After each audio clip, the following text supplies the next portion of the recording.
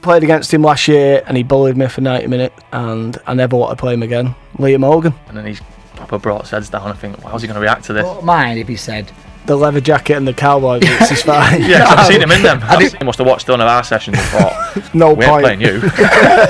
Speaking about gives me goosebumps, but watching it gives me goosebumps. Was you surprised where Stockport have gone to now, or is that, can you see them going again? I can see him going again, yeah. Can you? Yeah. All right, Jordan. How we doing? I'm all right, thanks, pal. Nice capo jacket. Yeah. Fresh off Mono, this. Yeah. He said he'd get me cheap, but he's not. He's a scrubber, isn't he? It's just anything for money, that kid. What have you been on? I not really, nothing. Melissa's away, ain't she? Is she? Yeah, she's in Mykonos. Is that why you've asked me to go out Friday? Yeah, I think so. Okay. Yeah, I've been single dad this week since Friday.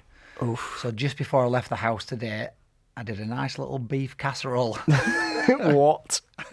Put it in the oven, preset the oven to come on at 4:30 when I get back so I can feed the kids. What a gimp. What a loser. what has my life come to? Yeah, that's bad, that. Yeah. No, I've not really been up to anything. Like I say, just looking after kids. That's See what John will put on Twitter? No. So I thought, I'm sick of drinking now. I need to stop. So the lad said, do you want to go climb a mountain Saturday? I said, yeah, I'm all over it. Nice day out. Bit of a swim after. So I've put a picture swimming, cold water therapy and that. Jono zoomed in on my belly. Well, just on my body. Stuck it on Twitter saying, you fat bastard. You look like you've ate Anthony Dudley. Like, you better not come back in this shape. And then I've got fat lads on Twitter saying I could be your body double and stuff like this. Class. So I'm just getting hammered on Twitter because of Jono. To be fair, you've got a body like Mr. Burns, haven't you? Some gaffer, innit? Yeah. I don't mind it. Body shaming you to get back in pre-season. Yeah, I can't wait for it now. Don't mind it. We've got golf on Friday, haven't we? Yeah, big game. Cleggy's golf day. Cleggy's golf day, yeah. Yeah. You can't play golf, can you? No, I haven't got 4 minutes in my day, mate. Neither have we, but just I can escape Friday. That's why I just thought I've been looking after kids all week and I'll easily be able to get away with a night out Friday. Sounds just good as to long me. as she's not listening now. Well, we've got today non-league legend. No, you can't throw that around. Why? Because I don't like the tag. Well, last time I played him, I think he's better than non-league.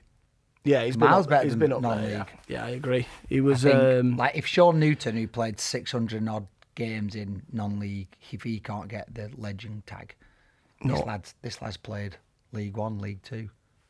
Fair. And he was my captain for a week. Oh yeah. So before you got sacked, before you got contract, then actually we've made a mistake. Yeah, it was a good week though. Enjoyed it, mate. It was good. You set the standards well. Very good. Do you want to introduce him? Yeah, played against him last year and he bullied me for 90 minutes and I never want to play him again. Liam Hogan. Liam Hogan. You okay? Yep. Welcome, pal. Thanks for having us on, fellas.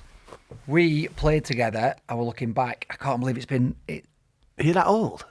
11 years ago. 11, 12 years ago we played together. Where was that? Halifax.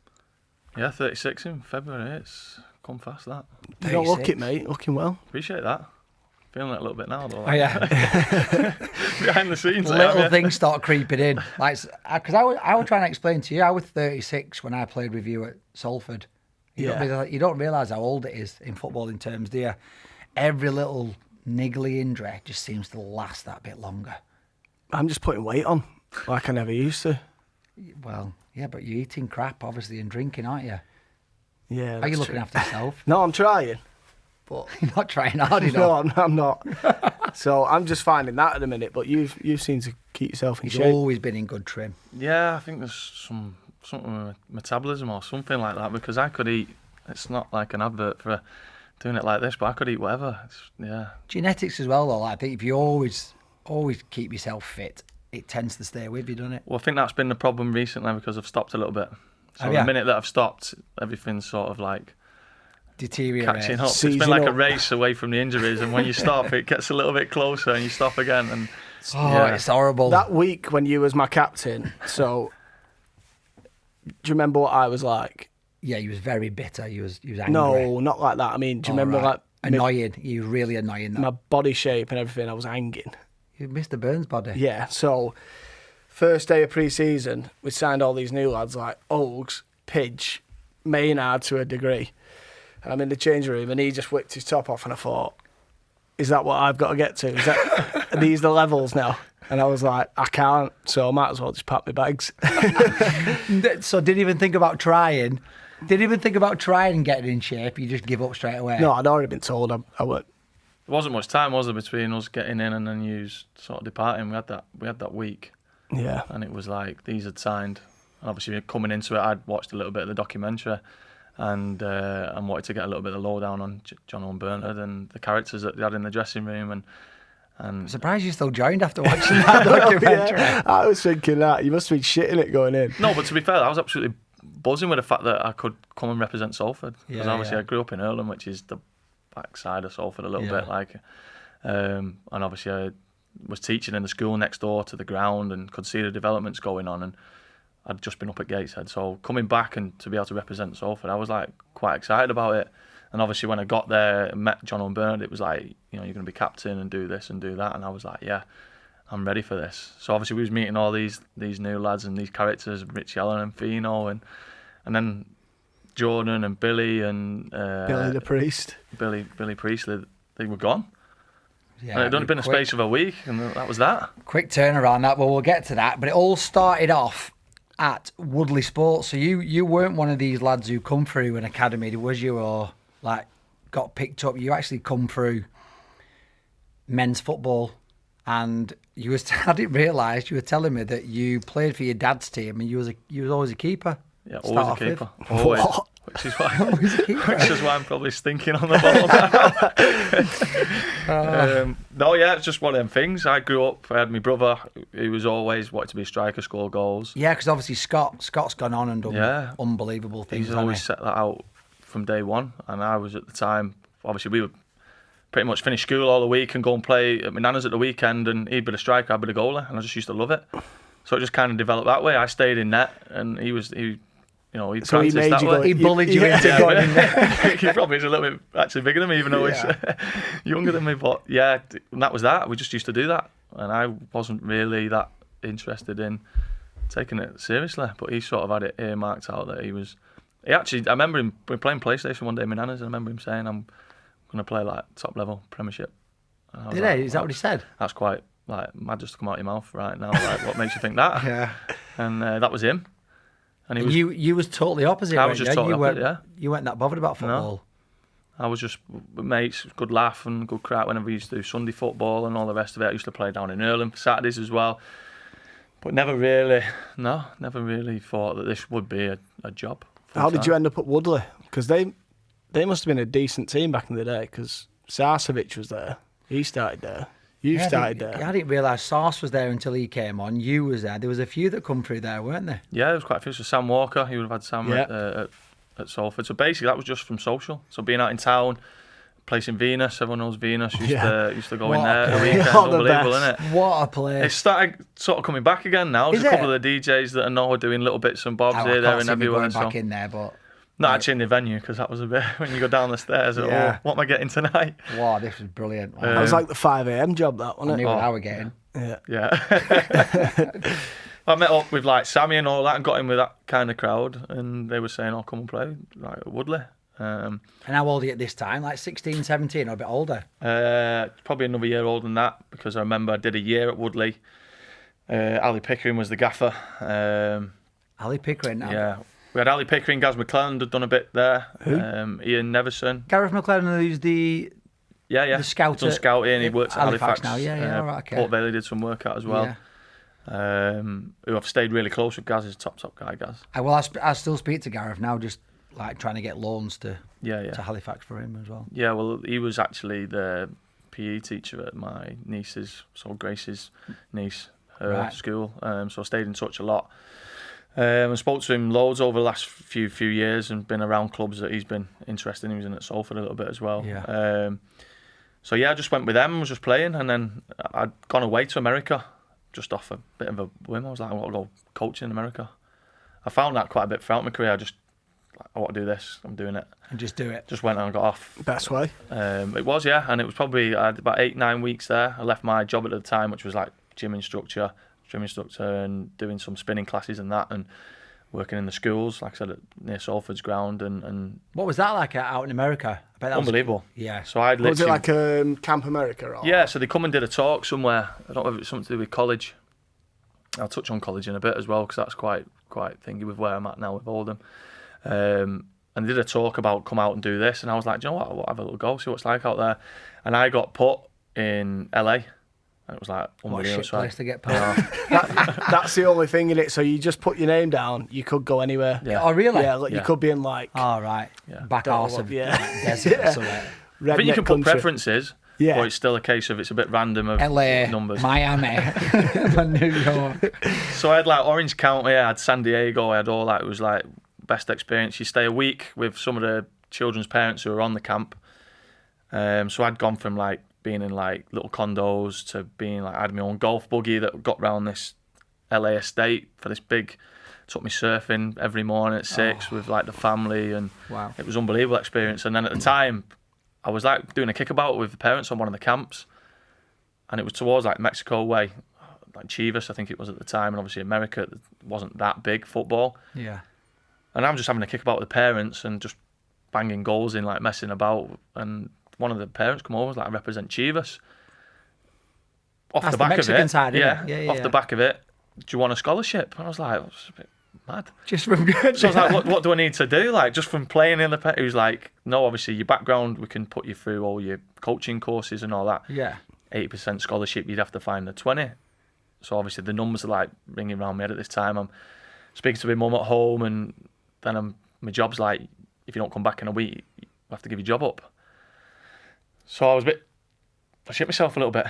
Yeah, but looking back now, you shouldn't have been asked about that job, should you? No, that's what I mean. Yeah, you should have just But gone I was and done like, it. America for 4 years, for a 20% scholarship when others have to pay 100%. Like why are they offering me this in the first place off the back of that?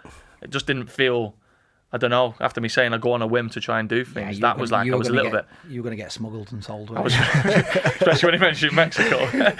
So I shit myself a bit, and I was like, no, I'm going to go back to my gym instructor job in Gateshead in Oldham.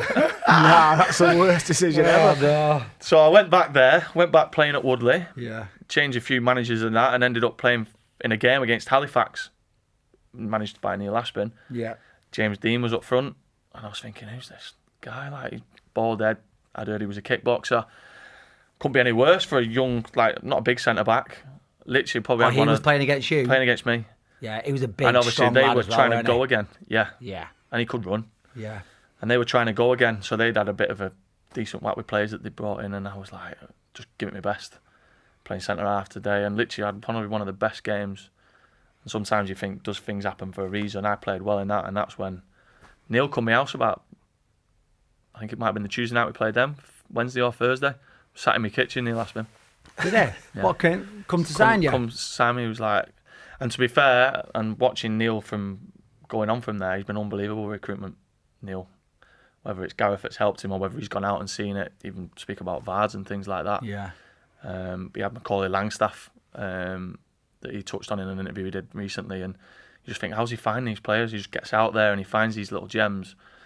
And I just thought, with the personal care he gave me, He was brilliant with you, wasn't he? Yeah. I know we touched on it before. Like he obviously knows his player and he's a good judge of character. That's why he fucked me off.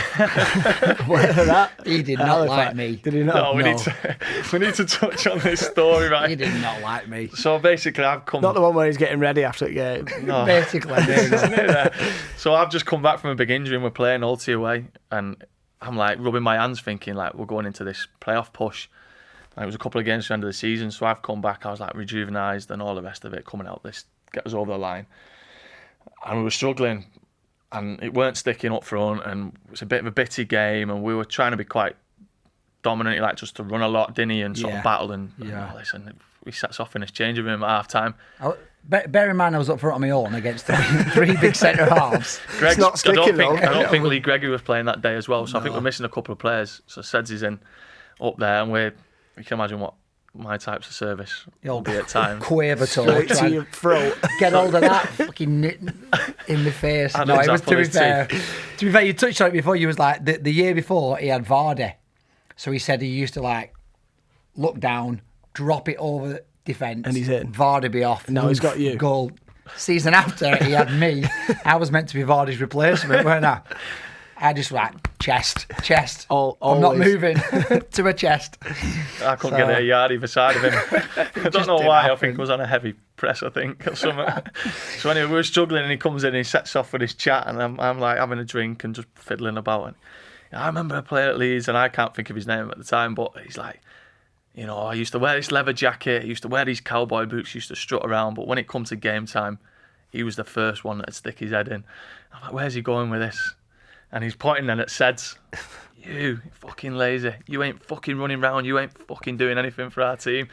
I was thinking, because Seds is quite a fiery character. Obviously at the time, replacement for Vard's come in, would have been big money branded around your name at that time. And we're thinking, you know, kick on with Seds. And then he's proper brought Seds down. I think, how's he going to react to this? Fucking hammered me.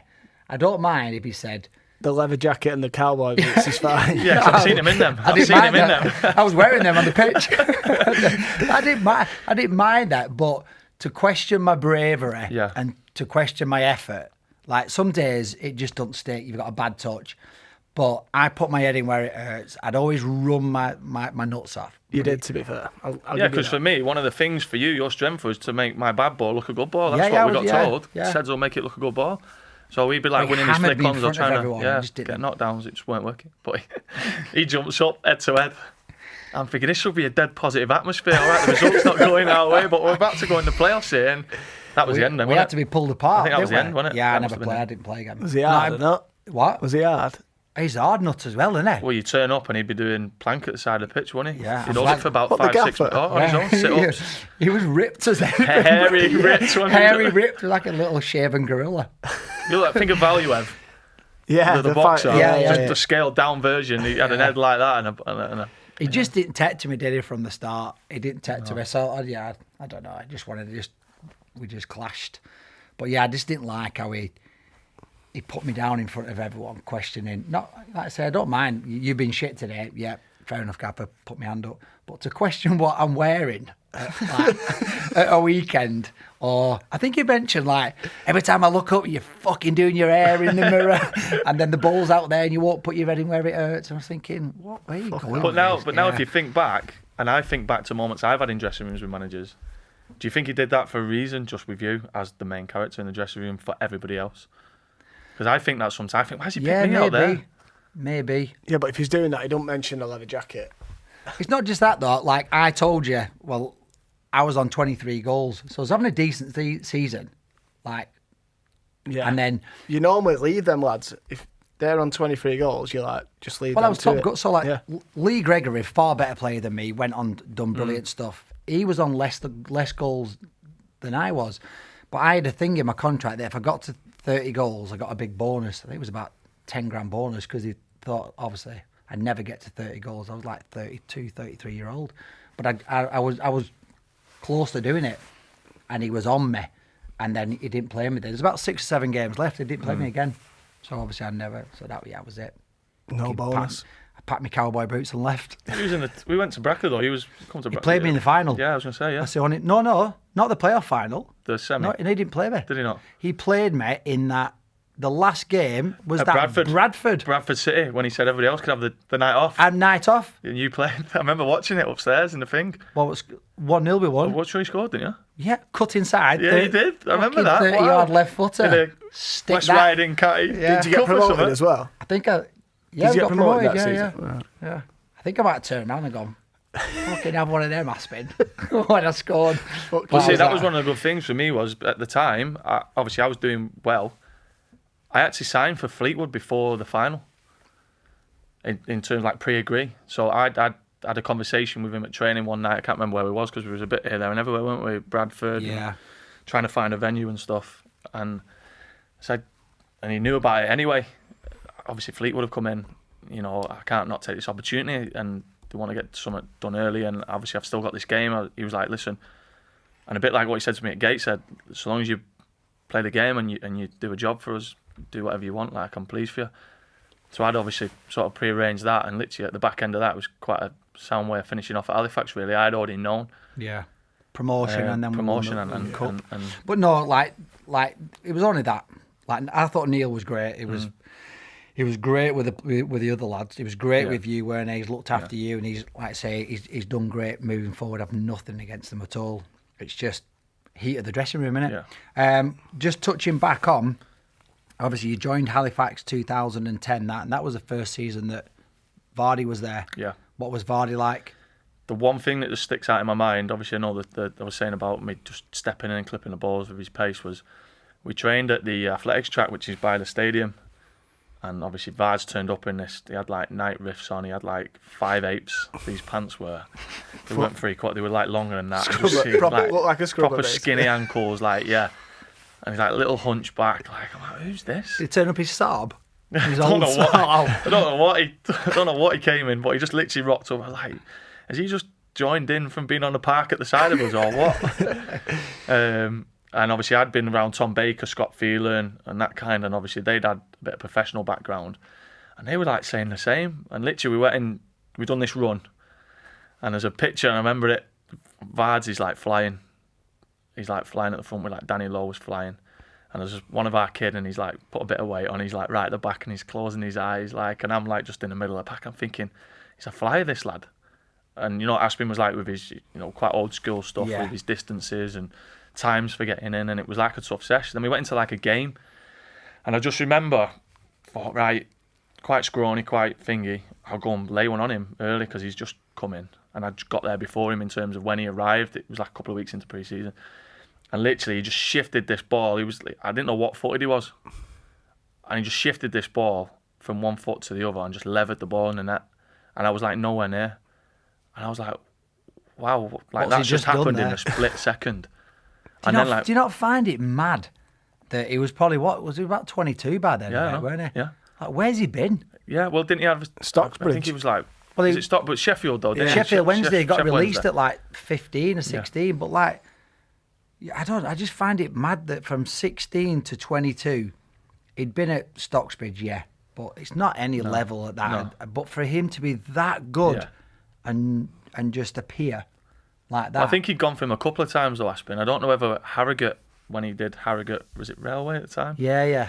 That there was mention about it there, and that goes back to Neil. Like, how do you find that? How do you know who that is? I think Halifax paid 100 grand for him. Yeah, he didn't. Yeah.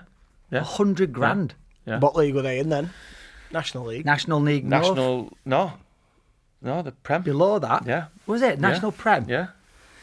And they're paying 100 grand, so it must have like Northern Prem. You mean Northern Prem? Northern Prem was it? Yeah, Northern Prem. Was it that what they're in? Yeah. 100 grand. Because we got that like, league, innit? Yeah, it'd never be seen again. That. Yeah. No, ever. And obviously from his route now, it's like a bargain. Oh God! Like I For just what he's found done. it. Like I only ever saw him at Fleetwood when he come to us, and like people say, like who's the best player you've played with or against, and even when I was at Everton and that for a while, and I like nothing compares to how Vardy was that season. It was just electric. Yeah. You can't explain how quick he was. And like the likes of me, you know glided. what he was like off the field Off as the well, pitch with his as well. job and all the rest of it. Like And you just he'd think- rock up to training 5 minutes before. He'd rock up to a game. Like there would be no preparation for him. No. He'd just go in and deliver. It was And like when you talk about like gym work, nothing. nutrition, but none of it. No. Did not have a care in the world. He'd just be walking around constantly with a monster can in his hand. And whatever. And you just think like... Yeah, but when you're that good, you... Yeah, but what I'm saying is, how do you get that good from not being in any academy, really, from 16, not looking after yourself, he was just natural a bit, but he glided across the pitch like it was though his feet weren't touching the ground. He just glided. Fair play I to thought him. that about Langstaff. Yeah. When I first played against him, I thought he's not that good. And then the next season, he was scoring 35, 40 goals for the next 3 seasons. Notts County guy? Yeah. Yeah, I think he had like a spell at Gateshead and at Blythe where things weren't like... But I always feel for a striker, it's so much easier. I don't know how you feel. If it like just you can have a clicks, little purple patch. Yeah. And it just sort of highlights people and it can scale, dead quickly.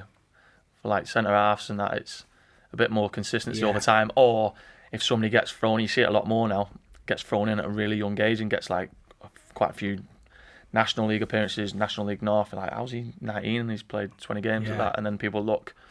And then all of a sudden he'll get his move then because of that. Yeah. So, but on a different end of the scale, Lee Gregory, who's gone on to, so he was ultimate professional, weren't he? In terms like how he looked after himself, he'd run and run and run. He was fit, and he was at Halifax. And like I said at the time, no disrespect to him, I didn't think he was any better than me, and I was 32ish, and I was thinking, but then he. How old was he? 24-ish. Prime then. Yeah, he would have been on, yeah. But like he'd never been anywhere before that, had he? I think, was it Mansfield? He was. When he was in and around Mansfield. I just remember him being in and around Mansfield. I don't know if that was the second spell we got him. Can't remember. I remember him being obviously a plumber and him playing part time. Yeah, he was only playing part time. Like Halifax was part time at the time, weren't it? And then we got promoted. Yeah. Went to the National League and do some mornings. You what? Did you not do mornings with Halifax? Adam. No, we didn't. No, we didn't do mornings. Did you not? No. We do mornings now, don't we? So what they call it, hybrid. Yeah, hybrid. Yeah. No, well, I left after my spat with Aspin. I left, so we. You got bombed. Yeah. I had a year left. They offered to pay me up, but yeah, like Lee Gregory, the next season they went National League and he went on and scored a load of goals, and he 30, 40 goals or something in that league, and then he's gone on and had a. I remember going to a game. I think they played like Cambridge in the playoffs. I think Lois would have been there at the time as well, Lois Maynard, and it was like unbelievable for them to. I think it was like against all the odds really in terms of like, and I think that's what Halifax has been ever since I left, because we probably had the best players and probably a big budget for what it was at the time with like, you know, yourself and Vards and all them types of characters, and then it felt like always now Halifax are punching against like, do you know what I mean, above the weight, and they were like in the playoffs. They get players nicked a lot, don't they? Yeah. But for what they pay, for where they end up in the league, they're always really good, because they were up there again, weren't they, near the playoffs? There was teams like Italy that were watching Gregors that day though. I remember being sat in the Shea side, like. Were there? Yeah. What teams do you know? No, not exactly sure what, but just some Italian guy. Yeah, like that Mexican guy that wanted to take me. Chavez. But the worst thing was for me with Greg is I used to get like, well played today, and I'd be like, nice one, like Gregors. Thinking you were great. Did he look like you? Oh, yeah, you didn't play that well. Yeah, a little bit. My mates just messaged me saying, "Are you in Turkey?" I think. I was like, "Yeah, I've just been in Turkey." He's like, "No, you're in there now." I was like, "No. I thought I've just seen you with your little girl." It's Gregors. He's Lee Gregor, is it? With his little. I was like, "No, that's not me." No. So great goal at the weekend and all. I was like, "I've only scored 2 in about 300 appearances. It wouldn't have been me." Yeah. It's not a bad reference. I sometimes get Jim Carrey. I get Wayne Rooney. Shut up. I swear down about more like Colleen. Wayne Rooney. Can you not see Wayne Rooney? No. Yeah, I've seen it a few times in Mirror. Have you? Just that look, and I think, bastard, they're right. No, I can't see it at all, can you? He had roid rage like Wayne Rooney that day where he played against me anyway. That ref. Oh, well, did you get booked for that? Surely you did. Yeah, I got a yellow and got dragged. Yeah. After about 70 minutes. He bullied you, didn't he? Bullied me. No, there was another centre half as well. Who was the right centre half who played with you? Was it last season, this season? Scouse kid, were he? Joe Yarni, yeah. I went to Tranmere. Joe Yarni, long hair. Yeah. Yeah. His shoulders, I swear to God, were like that. It was like you weren't human. He's like a brunette version of Pierre Yarni, and yeah. He's like, Is that massive? Similar. I was thinking that was another Mark II. I was thinking, come on, I'll play with you. You'll be all right. I'll go and wrestle everybody, and I'll just try and sweep things up. And he did. He over wrestled. Oh, did he? Yeah, too aggressive. Yeah. He did. Yeah. But he bullied me. He bullied you. Yeah. You lost your head. No, I think I'd done the old chop, knocked it through his legs, and I just couldn't get round him. I think I'd done it a few times. He just stood there like that. I was just running into his shoulder. Like, remember the old sensible soccer when he just literally just freeze running into it like that on his shoulder butties. Oh, so you get your big move to Fleetwood Town. Then were League Two. Yeah. So this is the first time you've ever played in the league. Yeah, so that would have been. Who was the manager at the time? 24 as well, age I think, in terms of quite 24 late. now, so you're 24 making your debut. Yeah, Graham Alexander, Chris Luchetti. Right.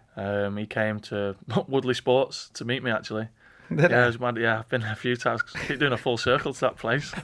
Back there again. It's just a good meeting place. Yeah, it must just be. Does It's a nice bit of a coffee. hub for everybody. And he basically was. They were on this thing where their trajectory was going forward. Yeah. I can't remember where they finished just recently. I think they'd done a season in League Two where they might have finished maybe 12th or 13th, and Gregory had just come in and sort of was like doing a clear out. And he just took over from Mickey Mellon? Is that what it would have been? I think so, yeah. Yeah. I think it would have been that. And obviously I came in, I was like buzzing, got me move. I was thinking, right, I'm on the way up now. I'm going to put my head down, focus full time. It's going to be great. Like, 'cause obviously I was into my fitness with the gym stuff. Imagine doing this full time. Had you had to quit your job then? Yeah. So were you working in schools and stuff? So I'd let and them the have fitness notice, and... yeah. Right, okay. Yeah. It's not a bad thing, is it? That? No. Were you nervous going in or not? I was, but again, I quite like just jumping into the unknown a little bit and be like, look, I'd seen other mates around me that had done the same. Lovely setup as well by then, weren't it? Yeah. Done all the training ground. Yeah. And when I'd shown round and all the rest of it, there was actually plans then with Andy Pilley at the time to speak about the new campus that they've got now. They've been in for a while, and you know how big they're going to go and all the rest of it. And you know, I was excited, thinking I was going to be a big part of this. And obviously, I started there. We'd done the pre-season in Austria, and obviously I've been there a few times now. Yeah, we were talking about that. Go on, tell it. So I said to him, he said, "Oh, we went to Austria," and I said, "Oh, did you do the river run?" Is it like the altitude training that? Not really, is it? It's I think more he had like a like connection with like Kenny Moyes, Yeah. which is like David Moyes' brother, and from where it must have been from like Preston, or I would have thought, because David Moyes Preston, innit? Yeah. And Greza was at Preston. It's just a campus, isn't it? Yeah. It's really nice. It's got like a Remote. running track. Yeah. It's got a gym, swimming pool. There's a pool on there, isn't there? But then, like he'll explain it. But on our first day, we had to meet at this river. It was like 6 a.m. And then there was a track, and there's a track that goes, and just, right, go, off you go. And we did that run every morning at 6 a.m. For a week? Yeah, 10 days. No, yeah, we did a week, and it felt more than that, because it was like 3 sessions a day. Yeah. But that run you're on about, literally, you set your alarm. It was like 5:55 to be down for 6. It was just a case of just get out of bed, put your kit on. So we met at this point, and I thought we'd just got off the plane the night before, and had a little evening, a few initiations, and it was like dead calm, and like I was buzzing out these classes. I just what I'm going to be doing for a job, like. We'll be out on the pitch in the morning, football and all that, class back in, pool, all the rest of it. So he's like, we're going on a walk. So we walked around this. It's a bit like rapids, isn't it? And it's going down, obviously, from the mountains into the lake. It's unbelievable. Did you ever go to the coffee shop on the lake? When you got some downtime, there's a coffee shop on this lake, and it's class. It's unbelievable. You ride your little bikes there and that. So anyway, we're walking down. We're not even anywhere. We're not even there yet. That sounds unbelievable because of what we did before it. And we walk around this thing, and we're taking all this scenery, and it's just like this gravel track. And the gravel track's about that wide. Yeah, and it's up and down. There's stones, there's bricks on it. There's like verges where you can you're close to the river. So we're walking. I think, where are we going? Little stretch up here, might be a little jog. So we get to this point, and it's like a little lookout. And then all you hear is Chris Lucchetti go, right, your time started. And next thing, like some of the lads who must have been before knew, and they just set off like the Grand National entry. So I'm thinking, what's going on here? And obviously I've got the likes of John Park in there. I'm like, what's going to happen? Like, I can't be like... Didn't he say to you, don't be last in? Yeah, he was like, you've got a certain time to get in, don't be the last in, or you're doing another one this afternoon. So we're sprinting, and there's tracks like, and John Parkin's there, and it's like, it's not fitting pair of us.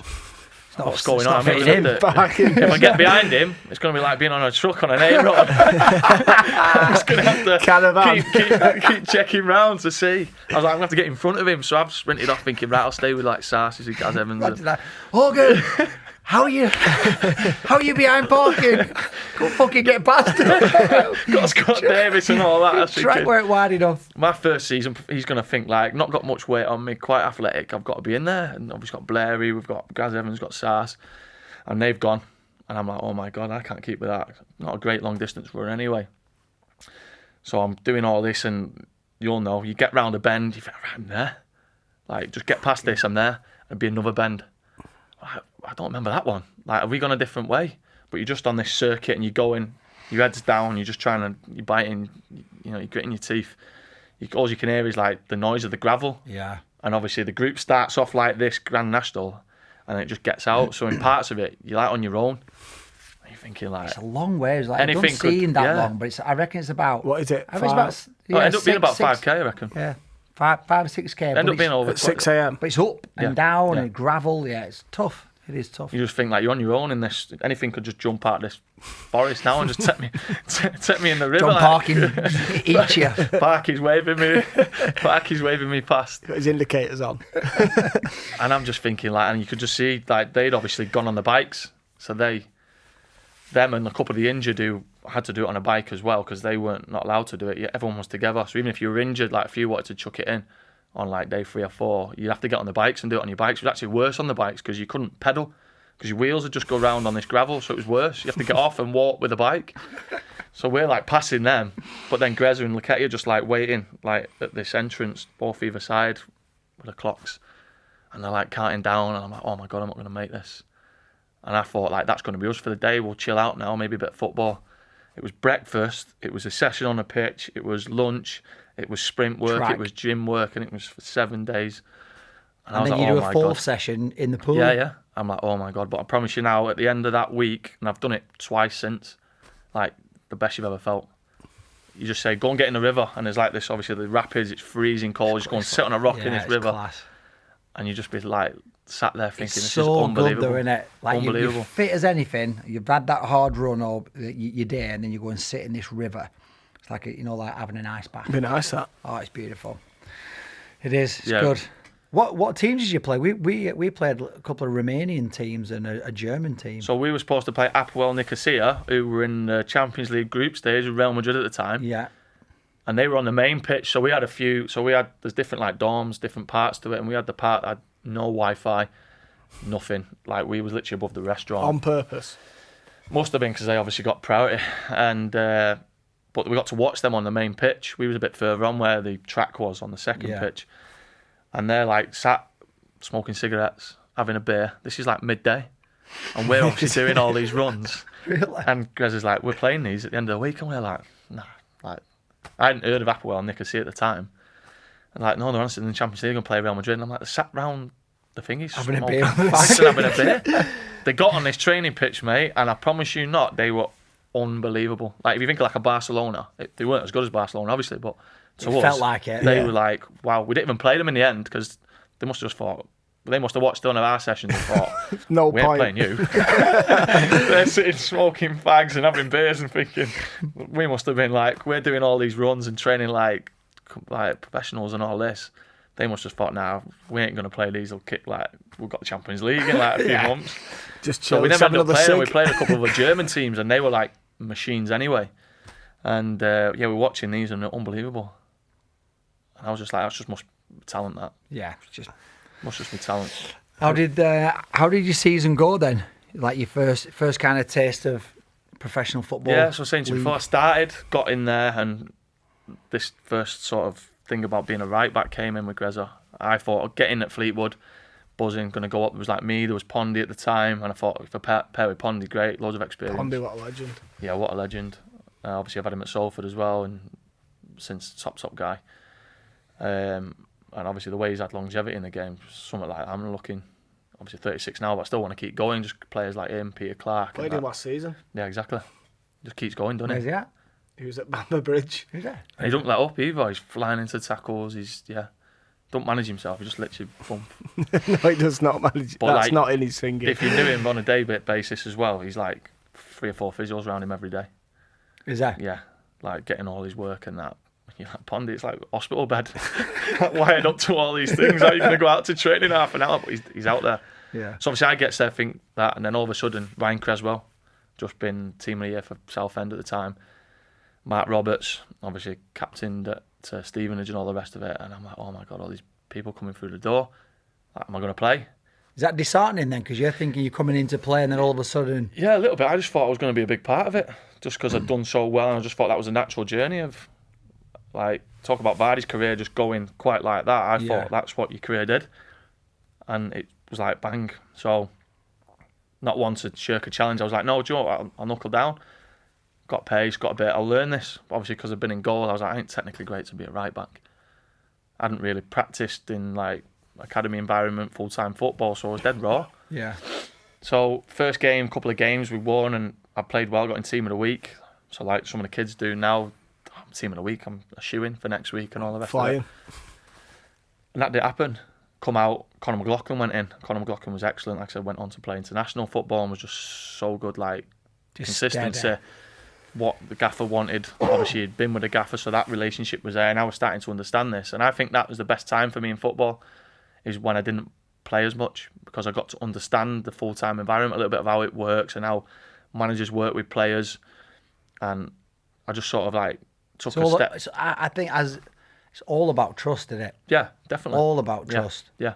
Like if you're a manager, as well as somebody can train in that week, if you've got the trust in somebody else who you've worked with before, or he consistently performs, it's hard to move away from that, isn't it? Well, that's where I'll go back to when he came in at Salford, Graham Alexander, and I'm thinking, oh no, he's back in. I didn't play under him. It was a completely different kettle of fish. Yeah. Obviously, I was captain at Salford at the time. I suppose you've got a lot of games under your belt by then as well. And it was just a completely different dynamic for him. Like, he played every game, didn't you? Yeah. We had a little spell where I came out, I got injured, came out, and we were doing so well, so I couldn't get back in. Again, another team that's pushing has loads of players in around the squad that can just come in your position. And that's what I've found throughout all my career. The teams that I've been at, I've always had somebody ready because they're ready to go again. Yeah. And it's not someone to just be happy to sit mid-table. So obviously I get in there, play well, do all this, I think I'm staying. Connor comes in, literally didn't play for the rest of the season. And you got promoted that season, yeah. Well, we went to Wembley. That was my first taste of Wembley. Sars scored the winning goal there. Talk about moments in football, he was unbelievable that season. I'd obviously joined with Sars at the start of that season. His went that, and mine sort of didn't. Mine just went the other way. Because I was thinking, look, it'll just all be the same. So did you just turn down the right back shout? Didn't turn it down, I just didn't do well in it. I just didn't.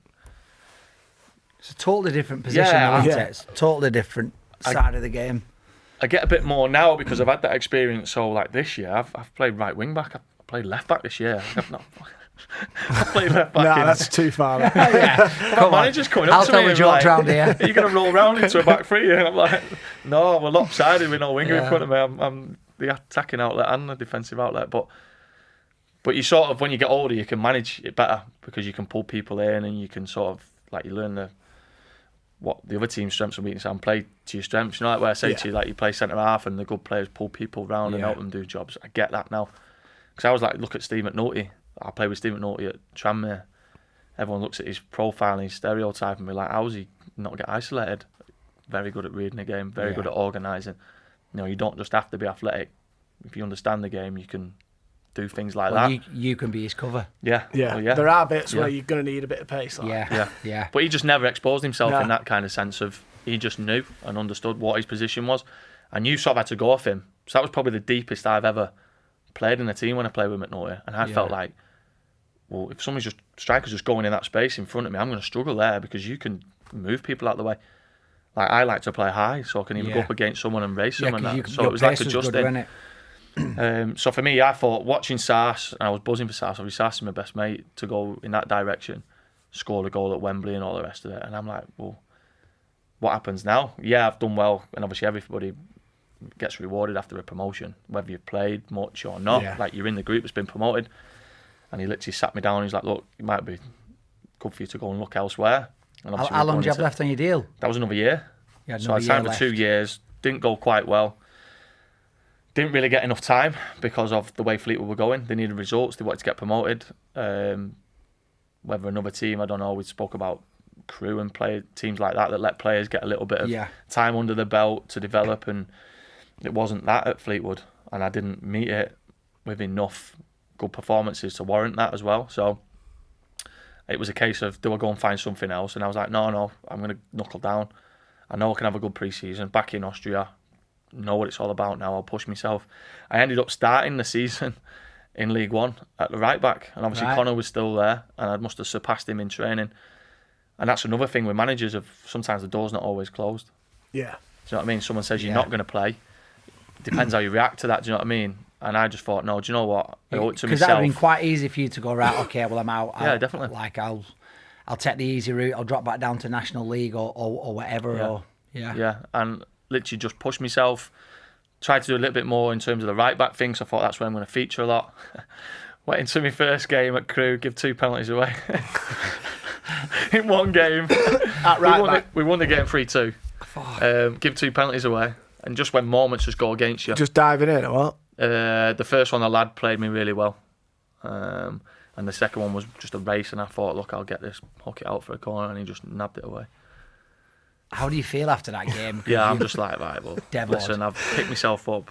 That's about getting, I used it a bit before, like getting knocked down 7 times, getting up 8. Yeah. I was like, that was literally the last knockout, and I'm thinking, what am I going to do now? Did the gaffer pull you to one side, or did you know you'd be out? No, I knew. Did you? Sort of knew, yeah. You sort of half knew, like, you can't, we won the game, so that papered over the cracks.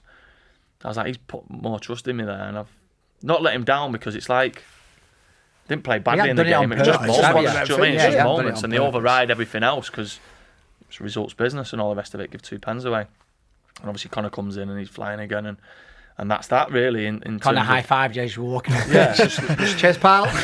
I'm back in Tuesday. That's one old revolving cheers doors, mate. So basically, at the top trump card, he had the more trumps. Yeah. And I was just, again, watching, and it ended up me then moving on loan then to Macclesfield. On loan to Mac. What league were they in? Mac were in the National League. That was my first proper taste of National League. It's a good club though, isn't it? Big family. So they were struggling at the time in terms of... That's when they were going through all the problems, isn't it? Yeah. Yeah. Is that when Durrell was there scoring out goals, or was that after? I want to say... Who? Do you know who I actually Elliot played Durrell. with? Yeah. I think he came the year after. I don't know if was it Chester who's been at as well. Yeah, somewhere like that. No, one of the mainstays for there was George Pilkinson. I don't know if you've come across him. Centre back. Looks like Postman Pat. Pilke. Postman Pat. What, ginger with big nose? Yeah, he literally looks a bit of Postman Pat. I promise you now. Looking at. He'd been at Luton and that, and he'd been like... I remember when I'd done well at Halifax, I got in this 20 best defenders to look for in the future. I've still got the little paper cutout. I mean, I used to do all these cutouts. It's framed above your fireplace, isn't it? No, Mrs. won't let me have anything up. They're all in the loft, mate, with the golf clubs, cobwebs on. And I just remember like seeing this list of players, and McNulty, George Pilkinson was on there, Junior Brown was in there.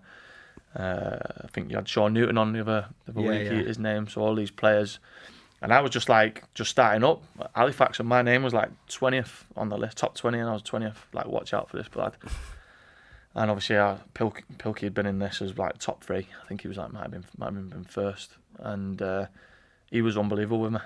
Literally just got in and partnered alongside him and went in and played like the 10 games, and they were pushing for playoffs at the time. And there was. And what kind of things did you learn off him then? He was just like. I got too high and too low, I think. Too emotional. Yeah, I think so. Yeah. And I didn't understand how much of a roller coaster like it is, and how much you need to manage it. And he just looked so placid.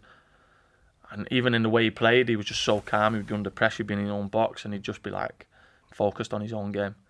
And that was one of the main things for me, was like, especially my position, whatever's going on around you, you've just got to try and stay in the middle. And obviously, I tell the kids now at the academy, last minute winners or getting beat, in a moment, like, you've got to try and get back into that middle and just trust the process a little bit, because otherwise, like, it'll take you off into places you don't need to go. We talk about that loads of times, don't we, on here, that the best players who have the best careers manage their emotions. Just like what you said there, you don't get too high or too down in them moments. Yeah. Or if you do, you bring yourself back to middle ground. Yeah. I think it's worse when you get too high, because you're just thinking everything's going right, nothing can go wrong, sort of thing. Whereas when you're too low, you've got to try and work to get back. But when you're too high, it's just like it can just go like that. But that's the harsh lesson, like I learned at Fleetwood. Like, I just thought it just goes, just like aeroplane, off you go, take off. And it's just not that, and it just needs to be like pointed out to people that there's going to be times where it's difficult, and it's like you've just got to have a resilience. And I think that's what football's given me, is just a massive resilience against things like that, because you will have good times, and you've had them. They actually don't even last that long, because you'll be having a celebration and then all of a sudden it stops and then it's back to work, and that can all be forgotten about. And you see it with players. You have a celebration, all of a sudden you're fat as fuck and you're worrying about pre-season. You're hungover. So what do you do? But though, like, you will get to end of your career, and generally the best moments are the ones that you remember. You don't really remember the crap times. No. Apart from, for me, the Fleetwood one will stand out massively.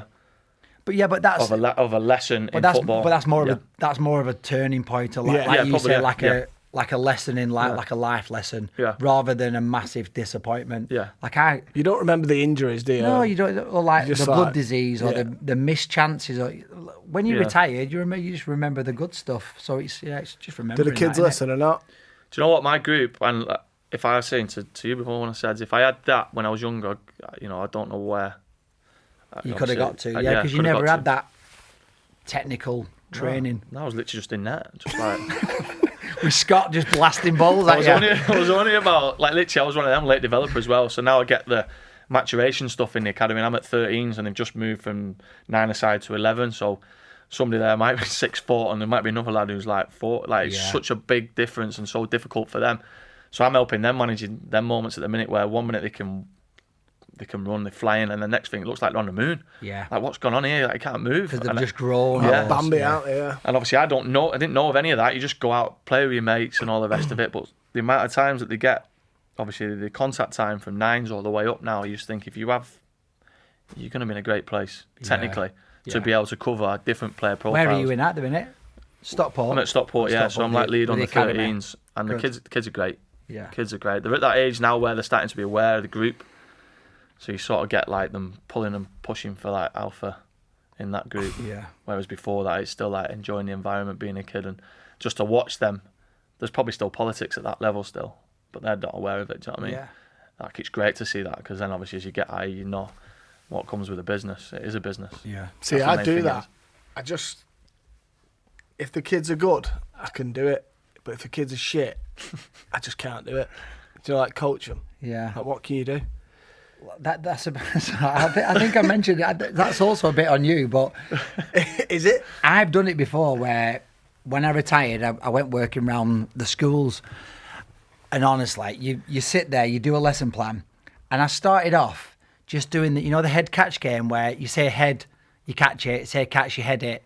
Fucking hell, after about 5 minutes, about 4 kids crying with about a bust nose. You just go, head it, they go. So is that on you? Well, they were just like, simple stuff like that. You just thought, well, I'm just going to warm up doing this game. They just couldn't do it. Well, it's not fun if they're good. Rubbish. And you can have a good session, it's fun. Yeah, it's great. But maybe you just got to bring it down. I think I got that as well, because I did the PPA stuff, so that's from nursery. Yeah. So I've literally sat in a hall and sang nursery rhymes. Yeah. Like with the kids. And like within that, like you do like the little bits of throw and catch a beanbag and drop it in like a hoop, and that like lasts for half an hour. And I'm like, oh my, there's 30 kids in this. Yeah. They gave me 32 kids and said I had to do a Toy Story dance with them, and I was like, me, what the fuck do you want me to do here? What do you mean a Toy Story dance? We had to do everything. There was like a weather dance the next week, and I was like, I've just done Toy Story, and it was that shit. I can't believe you want me back. Like, what do you want me to do here? It was, honestly, I think I lasted 3-4 weeks, maybe. They've got like 10 seconds of like concentration as well. Then. Yeah, kids, yeah. So like half an hour is a long You can't time. have them sat in a line waiting, can you? They've got to be active. Yeah, it's tough. It's tough.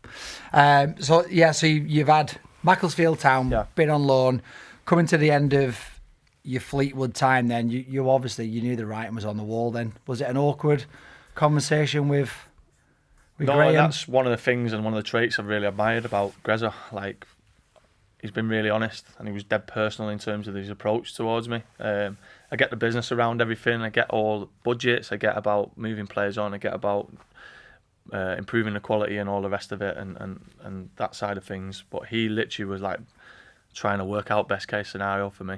He said, Hogan, trying to coach you in training is like throwing a fucking beanbag at a 5-year-old. You're a fucking session wrecker. I can't watch you at right back anyway. Session wrecker. I need you out. Here, take this beanbag. We're going one way and you're going the other. This is us. So he was just dead straightforward with it. Yeah. And I thought, fine, because I'm going to come out of Fleetwood, who've just been promoted to League One. I've just had a spell at Mac, which went really well, but I broke my foot. I did me metatarsal at Mac. Yeah. Dead innocuous. So that finished that early. I probably would have stayed. I was under John Askey there. So I went back for obviously my treatment at Fleetwood, and then obviously that was me done. And I'm thinking, look, I'm going to come out of this fine. And I was like speaking to my agent at the time, which I'd just had from Fleetwood, and there wasn't much. And I was like, what do you mean? Like, It's got to be. Like, I'm at League You're One. fully expecting. You're fully expecting loads of clubs at the table below Fleetwood, because Fleetwood are pushing now in League One. Yeah. There's teams below that. There's League Two, and I'll probably look at taking a National League. And it wasn't. I literally was at 26 in a trial game for Tranmere Rovers at the stadium, with no manager in place at the minute because they'd just been relegated out of the Football League for the first time. And I'm looking round, and I was the oldest lad on the pitch. Who was picking the players? So basically, just a load of trialists in one team against the youth team that was still working in the academy. And they would have been like 17, 18. And how are you dropping out of League One and having to go on trial? It's mad, isn't it? So I'm like, really, go and play in this game? Like, how? But I've just, that's what I mean. I've always had this. Go on, no. Yeah, go on, I'll do it. Why not? So I'll back myself. 100%. It's a game as well, isn't it? It's 90 minutes. Yeah. Might as well just go and do it. Yeah. I thought I'd get there and there'd be loads like me that are just, and I was literally the oldest at 26, and looking round, centre half in a trial game, and I'm thinking, what can I do here? Like, to impress, you mean? To impress. There's no manager in at the minute, or there was a manager coming in. It was Brabs, Gary Brabbin, who obviously I'm with now at Oldham, and but I didn't know that. I was just literally in this trial game. Go along, play the one game, and I'll get some feedback for you. And who knows who's watching, because it's a bit like an open trials thing. Yeah. So I played this game, three 30s it was. Played the first 30, scored a goal, header from a cross from centre back, like a set piece. 1-0 up, dead comfortable, not much going on. The other team were just young lads, so it was like really manageable. Second, literally within the second 30, scored a volley from a corner. I've never... literally, the ball's come in, it's like bounced down, it's come up to me, I just volleyed it straight in. I'm like, 2 goals, 2-0 up from centre back in this trial game. Goes in the changing room at this point before we go out for the last one. Guy comes in, he's like, you don't need to play this last 30. He's like, we're all right, we've seen enough, get yourself changed. So I'm like, off the back of just this trial, I've scored 2 goals in this game. I've barely scored 2 goals all your career. All my career. It just shows though, doesn't it? You've got to go. You've got to give it a go, because I guarantee there'll be players out there who'll go, don't do it. I'm not playing a try game. Ego, ego, and then all of a sudden, then you don't get your chance. Listen, don't get me wrong, it could have gone the other way, but I think just the self-belief and the optimism. Your mentality. And because loads of people talk about visualisation and stuff now, don't they? And you visualised catching that beanbag, didn't you? And just... thought, I'm not going back there. I'll tell you what, I'm not going to visualise a volley off a corner. I've not done that. I was just thinking about win your headers. Look tight, distribute really well. And then, like I said, I've scored 2 goals, winning 2-0. And then he offers me this deal, and listen, it isn't the best deal in the world, because I've come out of Fleetwood, who were on the up, and the money that they'd offered me at the time, I was thinking, flipping heck, is this like the start of it? And that wasn't the most money anybody would have been on at Fleetwood at the time. That would have been one of the lowest. Yeah. So then I drop, and I'm like, full-time. So basically, they've gone into the National League for the first time ever, Tranmere. Massive club. And did you feel that when you got in there? You still got thousands of supporters. Yeah, how many did they have them?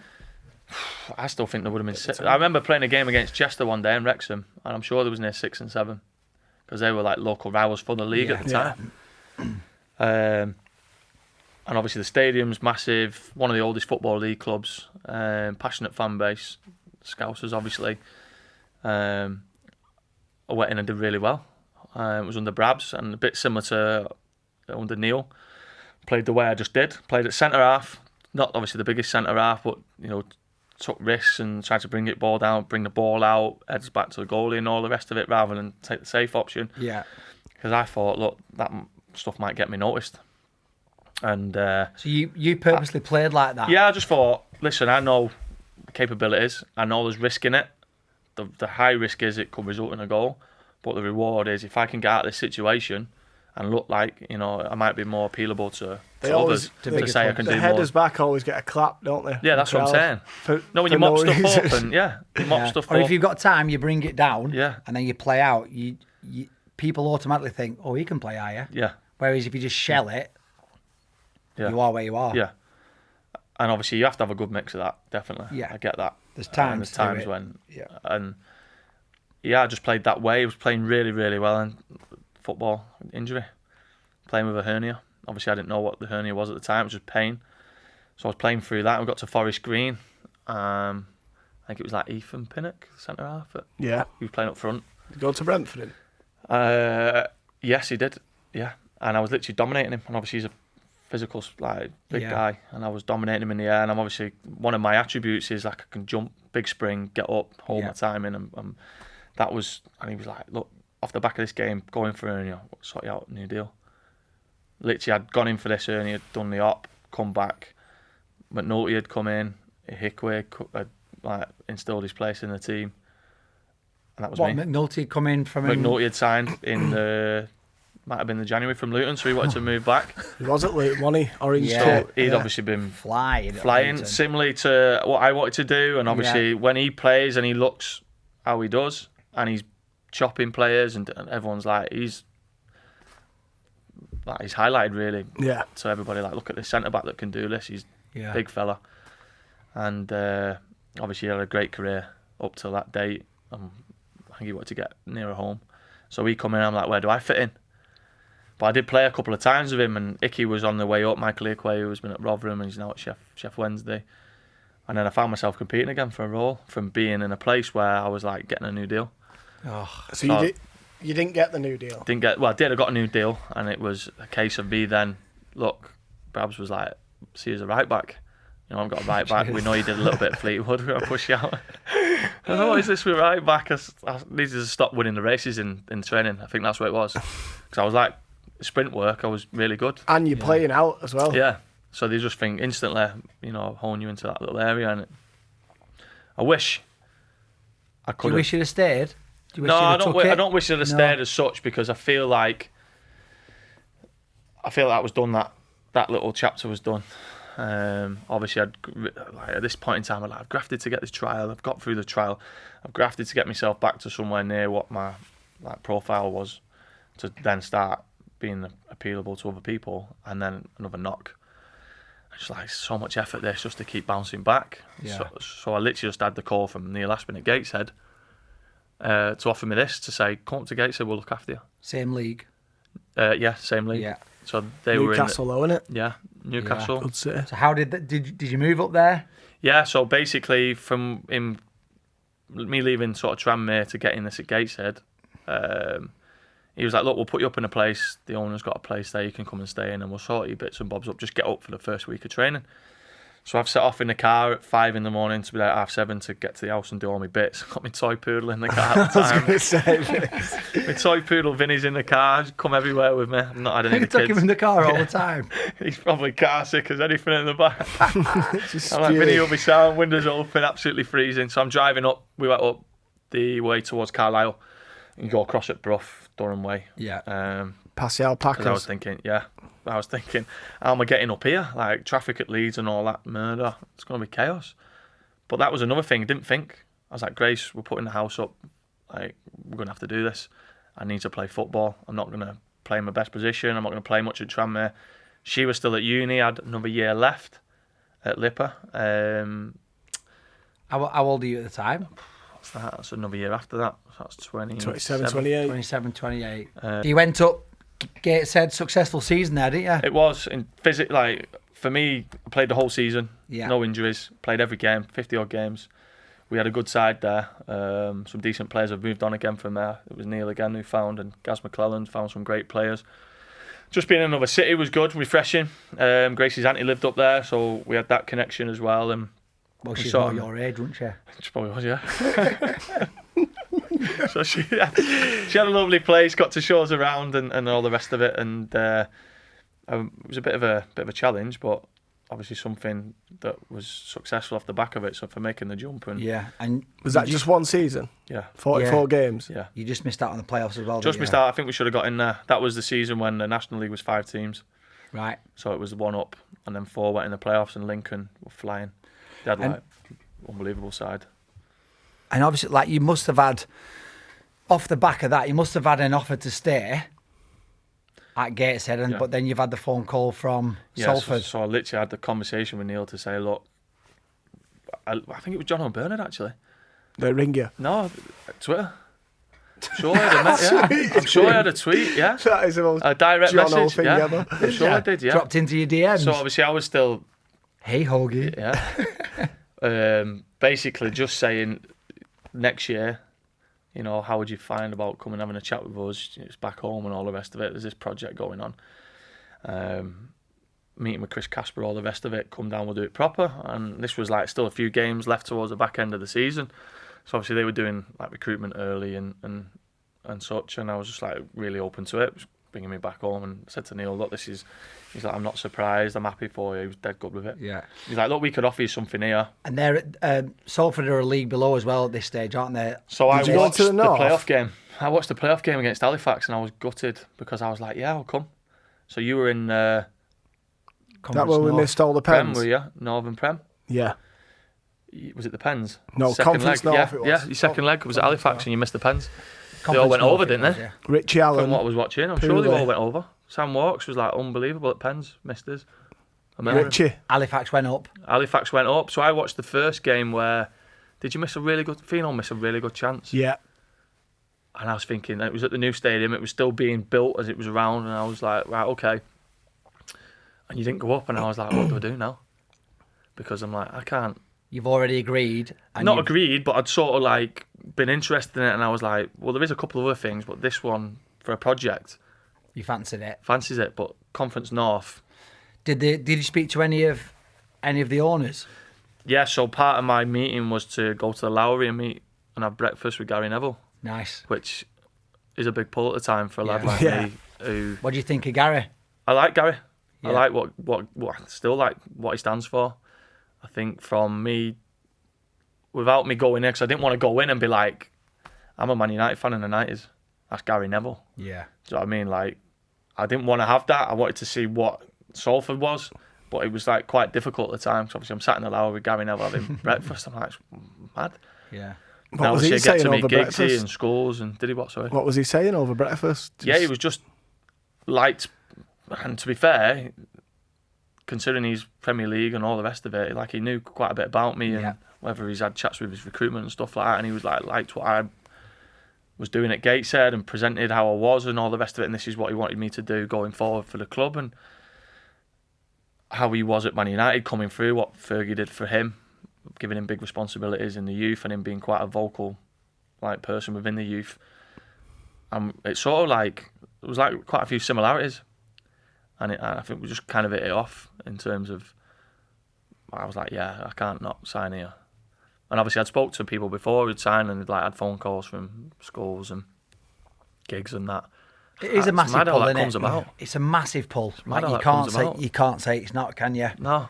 Like, and especially when, I don't know if it happened with you, if like in training and the lads turn up, or if you have a night out and they're there, presentation evening, it's a great environment to be around. Yeah. So if you've got that chance, I've been speaking to Gary thinking, yeah, I fancy a bit of that. And a bit like the Fleetwood one, it's a project in it where you think I'm going, and they're only going one way. Yeah, they was going for it that year. The signings they made. Yeah. They give me a 3-year deal in Conference North.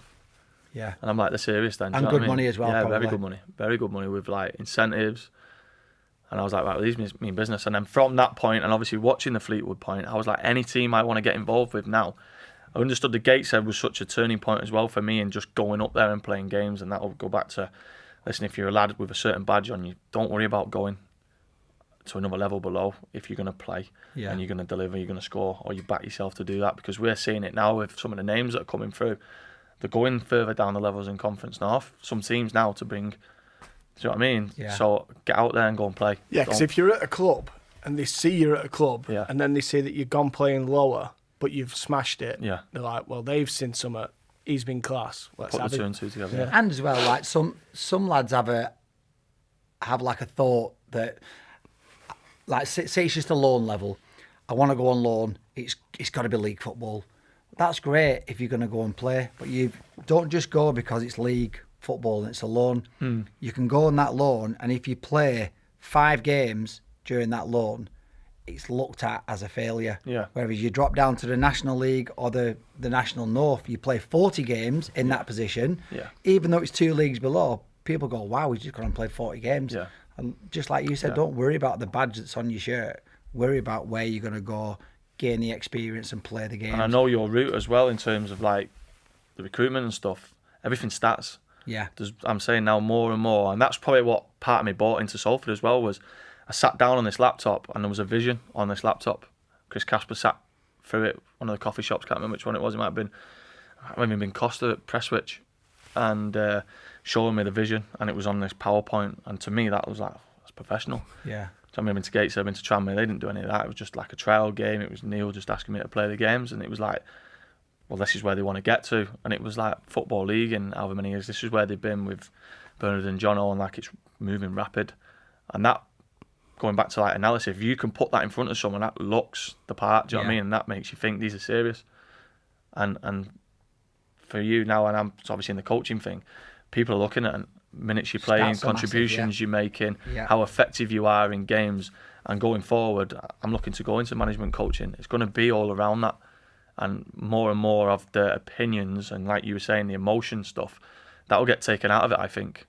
And it'll be more around, like you can say, go to my bench and see on the screen, this is what you don't get dragged. How my players you don't get dragged off at Alty because you've actually been battling really well up against the back three in a single striker. And I just thought, like, you know, for me to have that kind of analysis in place and show me that was part of the reason why. Like I said, I wanted to join Salford. How did you find John and Bird in the dressing room? Well, I thought they were unbelievable. Compared to what you're seeing on the doc to how they was. I think they are what they are on the doc, though, documentary. I think, obviously, it'll get edited and that, because obviously I understood from watching it, not all the moments are the same, are they? Yeah. So did you have any apprehension of having them as a manager? Well, listen, I just bought into the fact that, look, they've had good success. I'm similar to anyone. Everyone's like quite a blank canvas when I meet them. Yeah. I take people for what they've done, like in experience, and they've had, like, was it Ramsbottom and somewhere else? Rammy. Like, really good. And so if they can do it similar to a player, if you go and do it at a certain level, why not get tested at the next level? And they've produced. Yeah. And we had to sit down in the classroom at was it Booth Town? We had to start Town out FC. And we went through analysis. You know, we did all them bits. You know, people might think they're just off the cuff, and you know, their persona a little bit is just like they just deliver the on-field stuff. They didn't. They went in detail, and they knew, or they give us bits and pieces of how to set up, like you would get in a professional environment. Yeah. And I think they enjoyed doing that as well, because whether they had that previous to be able to have the facilities to do that, they loved. You could see it, like prepping and just sitting down and doing it. Albeit trying to get Richie Allen and Fino to watch these clips and I was just going to say, who were Fuck off, mate. I'm not watching that. Who were the characters in that dressing room then when you joined? Yeah, so we joined with Scott Burton, Michael Phoenix, Richie Allen. They was obviously been there for a while, so they had the relationship that they had with Jono and Bernard anyway. And I won't say they weren't professional, because they were then now excited about about going full time, the next bit. Yeah. Especially Scott Burton, like, because he wanted to look after himself. He wanted to do that and push himself. So he was like, a bit similar to me in other clubs, I'm going to prove to you I'm going to be good enough. And he did well. He had to do that, yeah, from where he come from. Yeah, he had to step up. Yeah. Richie's unbelievable talent. He's one of them where he could prep however he wanted. Do you know what I mean? He was crazy in either way that you could speak about Richie's week. Same with Fino. Like, tell us the Fino gym story where. Yeah, obviously he was ripped as anything, weren't he, Fino? Probably the biggest, like, specimen. Yeah. So, like, you look at him and you think, like, what does he do? Like, because obviously I'm into my gym. I was like, what does he do? So obviously we do all the training. He's fit. Like, he was fit, but at the same time, as well as him being fit, he'd run, and then he looked like he could get brought off any minute. Yeah. So he looked like he was on his hands and knees. He'd blow up, wouldn't he? Like, stood there, and then literally he'd go again. And I'm like, what's going on? And obviously, is it Crohn's that he suffered with? Yeah. And he'd had a few visits when he weren't in at training, like he'd been there. And but like, one of the games, he was just flying, and all of a sudden just blew up. But he'd only just been brought on 5 minutes ago, and he'd literally had the best 5 minutes I've ever seen.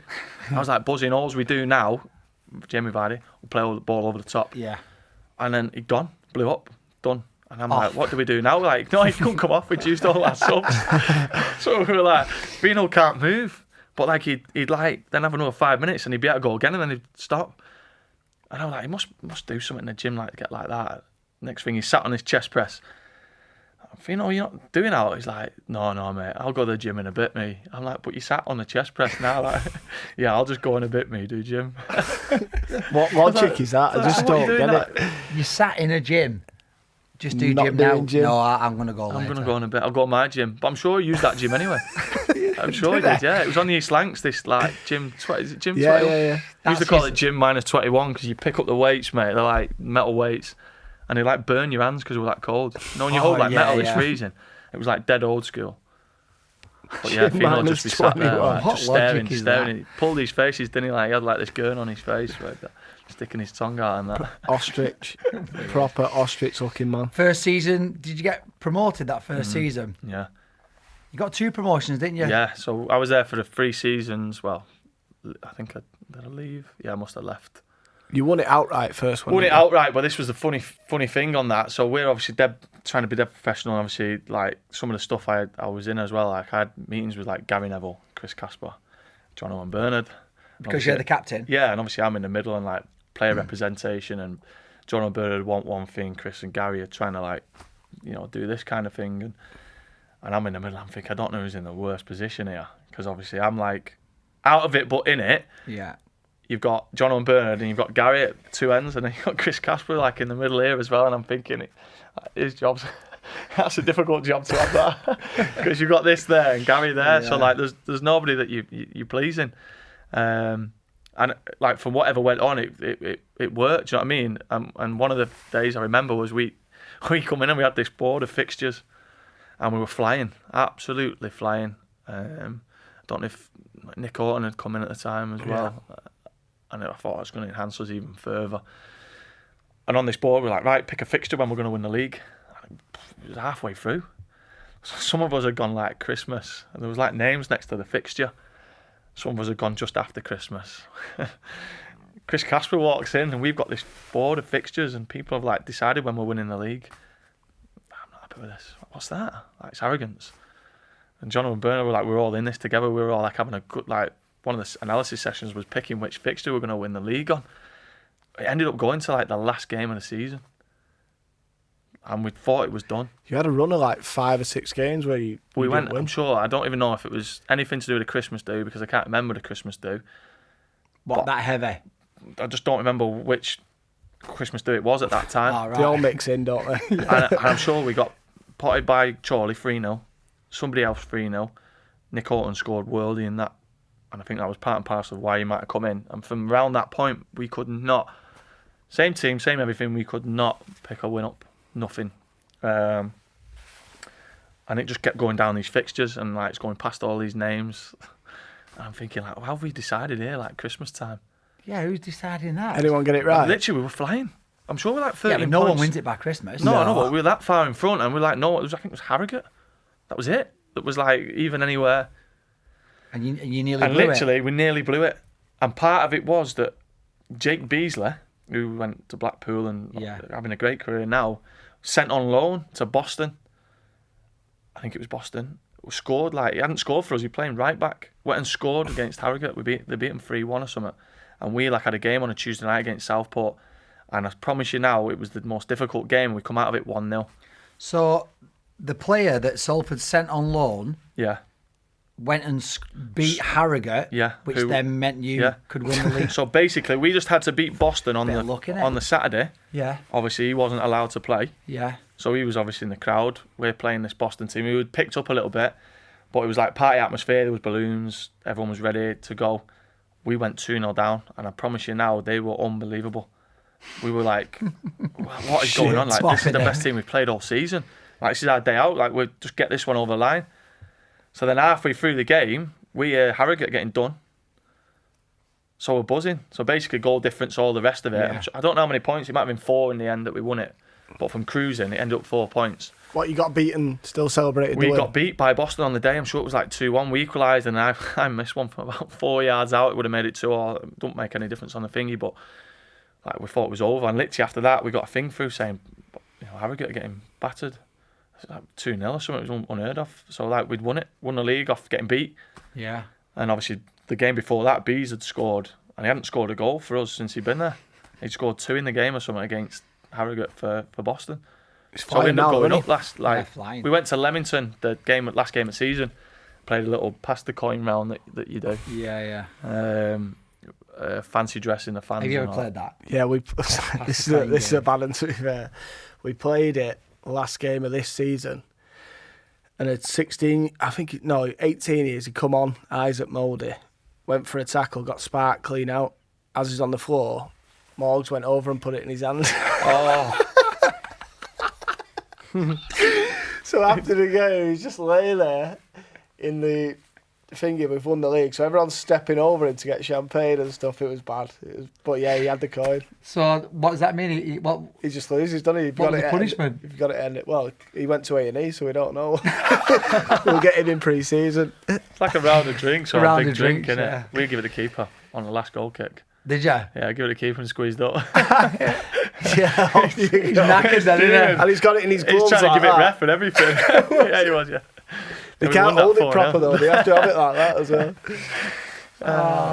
Yeah, we won that like 4-0, so that was like party time. Yeah. And then obviously off the back of that, John and Bernard left like. They did, didn't they? Yeah. Whether they should have Graham been. Alexander came in Yeah, after that. Yeah. But was that the Conference North? Yeah. Mm-hmm. Yeah. So whether they should have been Yeah, given. when they went to National League, opportunity. they left, didn't they? Yeah. What happened there? Do we know? I don't know. No, I don't know whether between the conversation that we may have been having in the season throughout, it maybe stemmed some of a decision going forward, or whether they just wanted it to go in another way. And Did they get a bit heated, them chats? well, you know, John and Bernard, don't you? They're strong with their opinion on what they believe, which is what I like. That's me. I'm not. That's what I could see in them, as well as they could have the laugh and that on the coaches, and you know. I heard you in the podcast the other day about going holiday with them, and they're like the main port of your banter, like they were. But that's what kept the group together, because they would banter with us, and I quite like that because you feel like you're in the trenches with them. Yeah. You want to do well for them.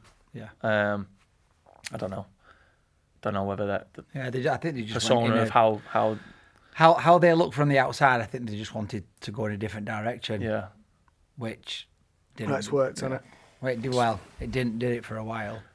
No, well, obviously when I knew of Graham coming in, I thought buzzing, because I could smell straight away we were going to go up again. I could. I just knew how we set up at Fleetwood with the Austria stuff. Did you go straight up? Yeah. Well, Yeah, one of the first teams. Yeah, Yeah, that's what I mean. It's Yeah, the first it team works. to be able to do that, isn't it? That's after, right. You went yeah. straight I don't know up. if anyone's didn't done you? it since. Somebody done it since? Did he take you to Austria with Salford? Yeah, Austria again, yeah. Did he? No one done it since. I think Salford are the only team to spend one North National. and go straight up. Yeah, Is that, yeah? I think so. Yeah. I think so. But as soon as he come in, I knew. Like, I thought, the way he goes about things, you know, when you just been on like my A licence course, and when you look at like what's your strengths of somebody you want to be like, and it's just like the attention to detail, the work rate, like not just being in the building as a manager, and not like he was literally in books writing. He'd be like the first in, the gaffer. He like all the details and stuff, and I just thought, nah, he's got everything in place. I think Gary and them lot came out, didn't they, not long ago, saying that they probably jumped the gun. Really? Getting Too rid of early him. with- Yeah, okay. Getting rid of him when they did, because they went straight up. You were obviously part of that, weren't you? Did you leave then when they went up to League Two? No. You went and So- played in League Two. So obviously that year for me was massive, pivotal year in terms of my life off the pitch and on the pitch. I started with Salford. We played at Gateshead. I picked up like it sounds mad, but a dead arse. And I promise you, like my arse was purple. So I like just got a knee in the back of the arse, and I thought, dead arse, run it off. Couldn't move after it. And literally it just swelled up. It was massive, and one of the weirdest injuries I've ever had. And I couldn't get it. It was like 2-3 weeks. So I'd sat out all this time. And they were playing at the start of the season. It's quite early, innit? It's play Saturday, Tuesdays quite a bit. So they were getting in this run of games, and they were unbelievable. Playing out. Pondy was playing, Pidge was playing. Danny Lloyd was in by them. Yeah. So that type of football, like, we're just blowing teams away. And I couldn't get back in. I was coming off the bench, and one of the things was we'd start with a 4. Towards the back end of the game, we'd go to a back 3. And I was like coming into like the frying pan. It was like chaos. Literally always get on there and show it up right side of it. And this is the bit where from right back to centre back, I've now got this position of right of a 3, which was like quite popular out this back 3. Yeah. And I thought, perfect, that's me to see. Like it's centre back and it's right back, I can do both. Is that not just in your head though? That. Yeah, I think it was. I think it was. But the fact that you got a right wing back as well. Yeah. Yeah. Because in Grez's teams at the start, it was 4-3-3. So you were the attack and the defence, and it was a lot. Like I was covering like 13, 14k. I've never been able to do that. Do you know what I mean? I was it's a like lot, gassed every game I was done. And I was thinking, I've got to like be diligent in my defending and like be technical and in this as well. I'm like, felt like an ostrich run every game. Yeah. I'm like, surely I can manage myself better and be more effective in this. Like, why am I shattered? Because like the midfielders are doing that every game. But yeah, that role just seemed to suit me, and I ended up getting in the team. We went on like, I think it was like 9 clean sheets on the run. Just seeing games out, being horrible. Like, it was like a massive like Pidge, Pondy, Lois. Is this in the National League? This is in the National League, so we played a different way and we were dead adaptable. Yeah. And we literally was just turning teams over that way. And at the time, I literally towards the back end, I lost my nana, and she was like a massive part of. I said to you about me and Scott growing up.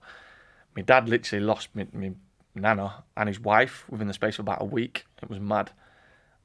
And obviously off the back of all that, I got back in the team. Off the back of that, we went into the East League game in the playoffs. We lost to Fylde. We were trying to chase Sutton at the time. Oh no, it was Leyton Orient, sorry. Leyton Orient at the time. And they just kept winning. You know, when you're chasing someone, when you're the winning team, you get a result and you think, we've got them here, and they'd win again. It was just like that all the way through, and we couldn't get close.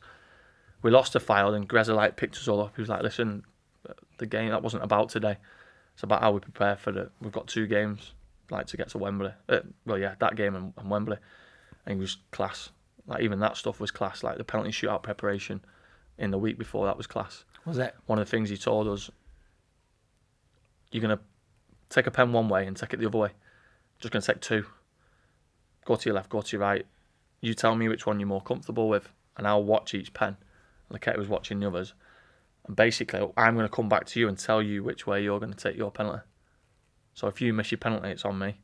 Class. That takes a little bit of pressure off, doesn't it? I was like doing this pen to the right, which is like a safe one, and then like my other one was like I was just trying to whip it, like to go across top corner, like where I just think of Harry Kane's like one now. Yeah, yeah. And I thought, buzzing, he's just going to give me that right-sided one. He literally come up to me, he was like, you're going to go left. Like, think about your run up. I was like, oh my God. He's like, you're going to go left. Keep that run up. I've watched you mighty run up. I've watched you do like your thingy. That's your routine. You stick with that. So obviously it gets to this playoff final. It was the toughest semi-final, against Eastleigh. They were good. They had like Paul McCallum. We won all. Pidge scored for us. And it was like, we could lose this anyway. Roone steps up. Adam Rooney, our penalty taker throughout the season. Skies it. Pulls his quad as he does it. And it's like the first pen. We went first. What? I'm next. They score their pen, so I'm like thinking, right, Grez has told me I've got to go left. So I literally do my stride, take this pen that I've took ever since. Done the same thing ever since. Since then, I've had 3-4 pens since then, and scored them all the same way, like just from the routine. Where is it? Top left. Top left, yeah. And literally just hit this ball, and it like just takes off my foot. Oh, it's high. That is high. And it literally just goes top roof of the net. Panic at first. Panicked. But I just think like thinking about my dad and my nana and everything, I just felt like something, me being that penalty, and then it went like down to like Chris Zabrowski for Eastleigh, and Nilo was in net, and all he had to do was put it in, and he missed it. Like, that was the difference between us going up. Nilo like, save or not? Nilo saved it, unbelievable save. Like, it's on the documentary, it's class. I literally, speaking about it gives me goosebumps, but watching it gives me goosebumps. And then obviously, like, we went into that game, and that was like the easiest game I've ever been involved in. Like the final game. Yeah, I just thought there was just something from my journey from all the stuff previous was just leading to that moment. Who did you have in the final? Fylde. And Fylde literally went through in 5 minutes and like could have scored. And it was like a clear chance. Did you finish above them? We finished third, yeah. Right. Yeah. So they literally beat us at the last game of the season under Dave Chalner. Yeah. And then obviously we had them the game after the Eastleigh game, but they'd just come through Solihull. So they beat Solihull in the playoffs to play us because that was the step one. And there was loads of mad things, and one of the things, it's dead mad, and I literally went to sleep at night and I had this cut out book of little bits in it that my missus had made me. This will get me, I don't know why it gets me every time, but it will. And literally, the book was tucked away, and it had all my cutouts that my nana did, and it was lay out on the floor, open on the page of Salford. I promise you, not now. And like, literally everyone would be like, fucking what's he talking about here? He's fucking crazy. I literally was tucked in behind my wardrobe, and my missus was like, fuck me. What, you've got? It was literally open on the floor page. on the Salford page. So and I played in the final. And there was just something going on. So obviously I got to walk up the steps, lift the trophy. Class. Representing Salford, which is where I'm obviously from. And I was like, just football on the tee is that, just moments, do you know what I mean? Yeah. From what I'd had, the struggles and all the rest of it, was like, that was my purpose at that point. And it probably doesn't seem like, for players who play professionally and all the rest of it, like higher in Premiership. No, it's massive. That for me was like, do you know what I mean? Yeah. Like, that's your nana giving you a bit, so that was like bit of a helping hand. Just stuff like that. So that was great for me. And obviously I'm glad now that this is literally my first podcast that you can, come and talk about stuff like that, because that's what the moments of why you jump and take risks is for stuff like that. Do you know what I mean? You can get them off the back of, there's promotions, there's all the rest of it, there's good dressing rooms and teammates, but like little things like that where you just connect with something, and it's like, it's class. Quality that. Class. So obviously then off that, pre-season, I go and snap my neck and metal plate in my neck. Oh shit! Yeah, I forgot about that. What was that? Just a No, I just literally was in a game, done Austria again, and I woke up in Austria the morning after the flight, and I thought, what's up with my neck? Like, I slept funny. Must have slipped a disc from that moment. Like, I don't know if it was on the flight or what, or it like bulged. Did all the 6 weeks of training, managing it, was hurting, but getting through it, and I just played this game against Middlesbrough, and it was British Sombalonga back post, and I'm defending as right centre half. I've gone to flick the ball back post. I thought buzzing, could hear the connection. I've cleared it. No, that was British Sombalonga cleaning me out and scoring the goal at my neck. You thought you'd headed it, and he'd scored. He just cleaned me. And he scored as well. He'd scored, run off. I'm snapped my neck, but it's like, oh. So then I get this pain down my arm. I'm like, Gaz is like, you all right? I was like, I can't feel my arm. So anyway, I had to come off, and literally from that, I ruptured a disc like in my neck. Metal plate in my neck. Missed the first game of Salford's first ever EFL game. How long did you miss that season? Came back in like November. It's a long time. And as mad as it is, again, I came back in a game against Tranmere, and I scored a goal in a. It was the. You first came back? Is it Johnson's Paint? Or yeah. Papa John's, yeah. My first game back, I scored head against Tranmere in a behind closed doors game. Did you ever feel like? Was that because of COVID? No, it wouldn't have been COVID. No, it was at Stockport with COVID. Was you not worried about your back when you first come back? So she basically said, you're this close from being paralysed. Might be careful, like, you need an operation. You need to get your disc fused at like C4, C5. And the operation went really well, and she was like, literally crack on, but it was ages after it. Like watching the lads go out and obviously following. Worrying that though, isn't it? Yeah, it's not a normal injury. No. She said there wasn't many. I've never heard of anyone have a metal plate in the neck. She said there How wasn't did you many. rehab that? Honestly, I was like WD-40. I was like on the bike, and I had like this. It was mental. I had like the bike, had the rower, and I just literally was just told to keep my neck still. And I'm like, Have to wear a helmet or anything? No, nothing. No. Like, Be careful on the bike. We're going up roads. Finished a toy poodle collar. Can't scratch One of them it. lampshades. No, but they go through here. What? So you just on a bike for like Is that what they went? 4 months, like stiff neck? Stiff neck. Yeah. Couldn't do anything. I was like doing runs with like this ball above my head. Mad. I don't know whether they were just blagging me with that though. That would be to strengthen all like your traps and everything, wouldn't it? So I was doing all that, watching them play there. Because then I felt like you would have felt it at Salford. Your neck does look thicker. Because I've still got it. I've still got it. Like, literally neck. can't. Yeah, can't. Even when I'm like trying to. What do you do at airport? Does it go off every time? No, I'm alright. Is it? Yeah, nothing. You've got any metal? I have to say every time I go for a scan now. Yeah. Metal in my neck, my foot. All the rest of it, yeah. Metal in your foot as well? Yeah, that was the pin in my foot. Oh, right. Yeah. The neck. And Did you mean that one? Did you mean that one? Pinneck. Pinneck. You didn't even know he did it. He was that good. that's what I can do. So, end of that season, how come your time's finished at Salford? So Greza, brilliant again, came up to me and was like, look, the club's going again. Not that brilliant. It keeps fucking you No, off. keep going. Well, this is what I say. This is what the National League is. Quicksand. Yeah. I feel like the National League for me has been quicksand. I've been in it. I've come out of it. It just keeps pulling me back in. Yeah. Pulling me back in. A couple out of choice out of what to do it, but then others is just like, I get why Plummer says now when water finds its level. Yeah. I think I've found my level. But listen, I'd rather be somebody that can have purpose somewhere at a lower level than just be, you know what I mean? Player. You'd rather be playing every week. You know, I'm in a tough situation now, which we might be able to chat about, but Stockport have come in for you. Yeah, so basically he said, look, the club's, and I think Ash Easton was ready to come in, and I think it was a case of he wants to take your number, like you need to go, like we need you out, we want to get the next. It's a hierarchy in at football. Yeah. And you could see like Ash Easton, similar to what I am, had success, Fleetwood, and that's fine. Do you know what I mean? I understand that. It's great. I've done what I've needed to. Had a great 3 years though. Couldn't have finished on a better note, like I said about like literally I thought I would have loved to have played the first game in the EFL because that was obviously quite a big moment for Salford itself, and me being from Salford, like I would have loved to have been like, I was the captain that got them promoted, but I would love to have played in that game. First ever game, Because then after that, what would have been? I would have found a purpose, but then I was like, that would have been at the top. I would have had to set new targets. Yeah. So then he says, look, this is happening.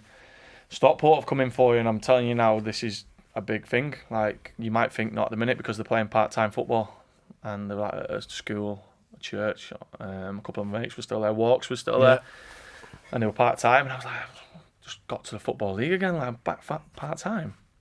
And that hit me hard quite early, that, because showing up at a Thursday night, Tuesday night, like I hadn't done that since I was like stopping after work, after school class, picking a subway up at Prestwich and driving to Halifax. At least you'd already done it before though. Yeah, you knew what was happening. Yeah, I don't know if that's worse though, because you feel like you've got so much more to give, but then you are dropping a long way there to go back down to part-time, aren't you? What league were they in? North? Conference North. Yeah. And obviously Jim Gannon was the gaffer, so I met up with Jim. Simon Wilson had just come in, who'd been part of the City group there, who again showed me this sort of project. Talking about the owner that was going to come in, Mark Stott, and do this and that, and you would never have seen it from where they were, but that's if that hadn't happened at Stockport and they would have had COVID, would Stockport be where they are now? That's like football again to a T. Yeah. Like look where Stockport are now, and that moment of, arranging Mark Stott to come in, and the rest is sort of history for them from where they've been. Like I was like, I can't do this again, no way. Training here and that, and I just sort of thought, no, that's another purpose. I've just done what I've done, and it's another club. Stockport, it's local. I was from Salford, my missus is from Stockport. I'll just try and get like meanings around things that I can drive a purpose out of. Yeah. So I attached it to that and literally thought, get my head down. And within a couple of weeks, we'd had a meeting at the Marriott, near the airport. Yeah. Alty Way. And he's like, this is what we're going to do. We're going to go full time next season. And it just literally went from there. So I joined them, left Salford in the best possible place that I could have done, and was just dead excited about this new project, which I could see was just going to mirror Salford, really. Yeah. But I actually thought at the time, look, Salford's fan base, Fleetwood's fan base, I just thought Stockport has the biggest potential out of the ones that have just done, and if they've just done that, think about where Stockport can go. That stand behind the goal. Yeah, it's unbelievable, isn't it? Unreal. Cheerland. Conference North. Yeah. Mad. And that was my first goal. My first goal was in front of the Cheerland, and literally it was like going off. Class feeling. How long was you there for? When did I leave? That would have been 3 years. Another 3 years there then? Yeah. 2 promotions? Yeah, 2 more. No, 1. Up to the National League? So basically I joined in the National League. I played the first season, I played like 7 games, and we were just chasing the playoffs, and it was a points per game thing. And I think out of the whole country, we went to Maidenhead away, and there was talk about this, the COVID and the virus. I think we were one of the only games to play that day. Right. We went to the hotel and there was nobody there. They were starting like with this face mask thing and all that, and keeping us separate, but like nobody knew what was going on. And we went and played this game, we won 2-1, and that took us into the playoffs. I was like, didn't know what was going to happen after that, but I was buzzing. I was thinking, right, we've got like 10 games left here, we could have a little go and be in the playoffs. And they shut it down after that game, and then off the back of it they were trying to figure out ways of trying to finish the season, and it was points per game, and Barnet had been on an unbelievable FA Cup run, but they also had a crap pitch at the time, so they hadn't played as many, so their PPG at the time was better than ours, but played 5 games less. Right. So if they'd played that 5 games and been level with us, would that, who knows, if they'd have lost in a couple of them, it would have been less than us. Yeah. But they literally just did it off what the points per game was at the time, and Barnet, like, we were one of the ones, I think there was a couple of teams that really suffered the points per game thing, and we suffered from that, so we dropped out. So we finished, and it was like, well, what do we do? And it was just locked down at home then, wasn't it? Yeah. I just moved back into like a new house, because we'd lived in Liverpool, so we moved back home. to a place in Denton, where I'm still at now. Imagine you were still in the student hall. Oh, imagine. Lockdown. Oh, with my poodle. God. With a dog. Imagine lockdown. Yeah. White chicks. No, couldn't have done that. No, we'd had medal by then, so that wouldn't have worked. That must have been a good feeling, though, you get Stockport back into the Football League then. Yeah. So obviously we've done the one with Salford. I thought, right, let's go here, see what happens. This could go big, could go massive. And literally from promises from the start, when people come in and they say, look, we're going to give you this and that, we literally had everything.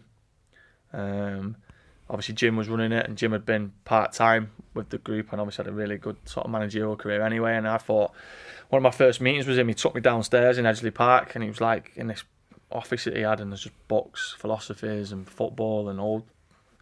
And I was like, wow, like he's on it, this guy. Like he's some of the stories he did and the way he wanted to go about things. Like, he's dead intelligent. I'm going to learn loads from him.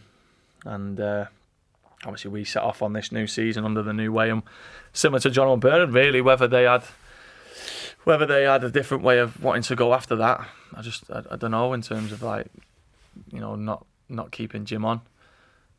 One of the main. Did you bring in a foreign guy afterwards?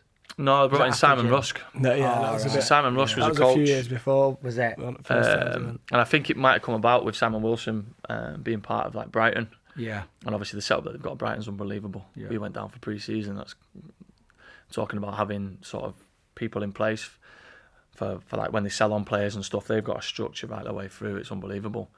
It's good for the kids as well, isn't he, Rusk? He's a bit of a baby. So we get this Simon Rusk in, and his initial like meeting with the players was unbelievable. I was like, wow. Like when he just turned heads and you're like, this guy's going to be good. Confident, like, yeah. He's been earmarked by England as one of the better coaches in terms of working with Adi Boothroyd and all the rest of it. So we was like buzzing. Like, I'm still 30, but I don't care. Like, I want to learn. I want to, whatever I've not had previous, I might get with this fella. Yeah. And I thought his sessions were class. He had Mark McGee with him. He was sort of like the managerial. He like played for Aberdeen when they won the European Cup. So why do you think it didn't work out then? He did all right, didn't he? So basically, when he come in, we had like an 18 game unbeaten run, and we ended up finishing in the playoffs.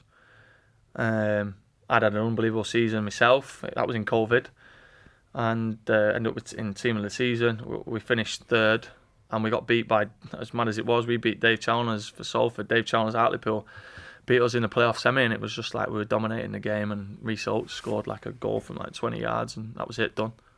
Finished, done, season over, and we were like so certain that we were going to be cruising again through this. Like, we played so well.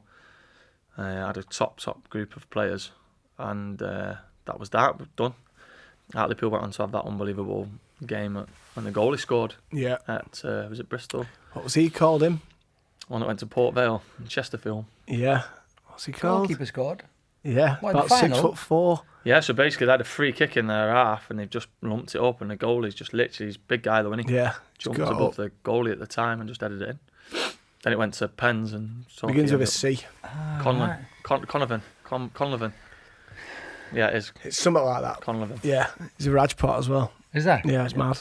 He was on the Dorking thing, wasn't he? Yeah. Where they're talking about he's a bit of a madman, and he literally runs out of his box and kicks the striker and then gets sent off. That Mark White who we had on saying, honestly, he's nuts, this keeper, and he comes flying out. Told you. But they have a keeper, I don't think, on the bench that day, and he was like, yeah, I remember that. He's a great guy, Mike White. Yeah. He's messaged a couple of times, like, He's just been on randomly. here, What, going? Get Just you down messages, there? mate. No, just mess. No, just like one of the ones I'd like walked out. I think it was a little girl in the wheelchair. Like, it was just like the way you looked after, like, you've got the game to play, and he's just like, I just love the way you go about your stuff. Oh, class. Like your captaincy and just your off the pitch stuff. Nice to hear them kind of things. Yeah, and that's what I mean. Like, if you sometimes think people say that just to make you, in the conversation, like, they're not going to say out bad to your face. They're just going to say something nice. But he actually texted it and was like, you don't have to do that. Yeah. No, I've quite a bit of that. It's been decent, to be fair. Was you surprised where Stockport have gone to now, or is that like, can you see them going again? I can see them going again, yeah. Can you? Yeah. I think it'll be difficult because I think out of all the seasons and the leagues that you're going to look at now, the teams in that League One, that's going to be the one to watch this year. Yeah. For what's come down, what's gone up. Even Wrexham, because like we obviously had the battle with Wrexham, didn't I? I know Sars was talking about that. with the American owners that came in, that they were neck and neck with us, but like budget wise and sort of promises and delivering, they've done exactly the same as Stockport and probably a little bit more now. And like you said about the fan base is massive. You don't realise. I'm probably stuck in that moment. I think they've been a champ club before, have they? They've been up there.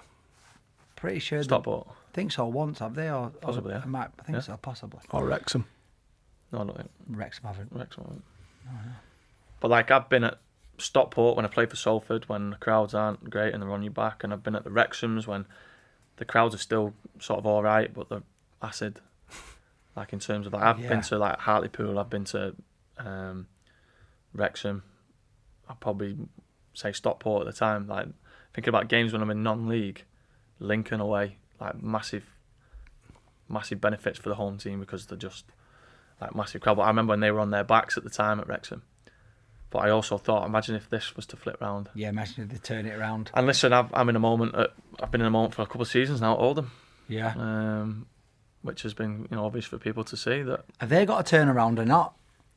Like their fan base is so dedicated to the club, so passionate that I understand. It's got the potential. I understand. Listen, it's got potential to be even further than Stockport because of the numbers generating from where they've been. Obviously, the Premier League, which they can go all the way back to like the 1993s and that. Yeah. To like now has been a bit of a.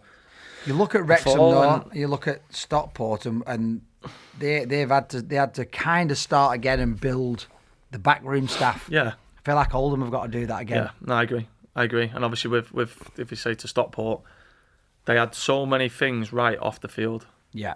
That makes winning on the field easier. Not so much luck or hope, or it's a process. Yeah. It definitely is a process. Listen, there's going to be games, there's going to be referees, there's going to be tough moments, like even at the Salford times when we went through them games where we just couldn't win a game. Like there'll be them, but there's a process that's happening that is going to enable you to reach. Yeah.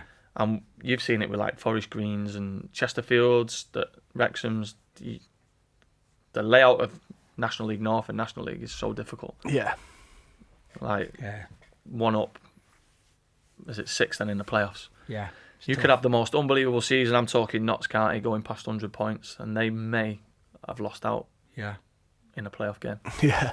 Like that's ridiculous to even think about. Didn't win it. Yeah. It's tough, isn't it? So, for me, I get it because you mentioned patience. Yeah.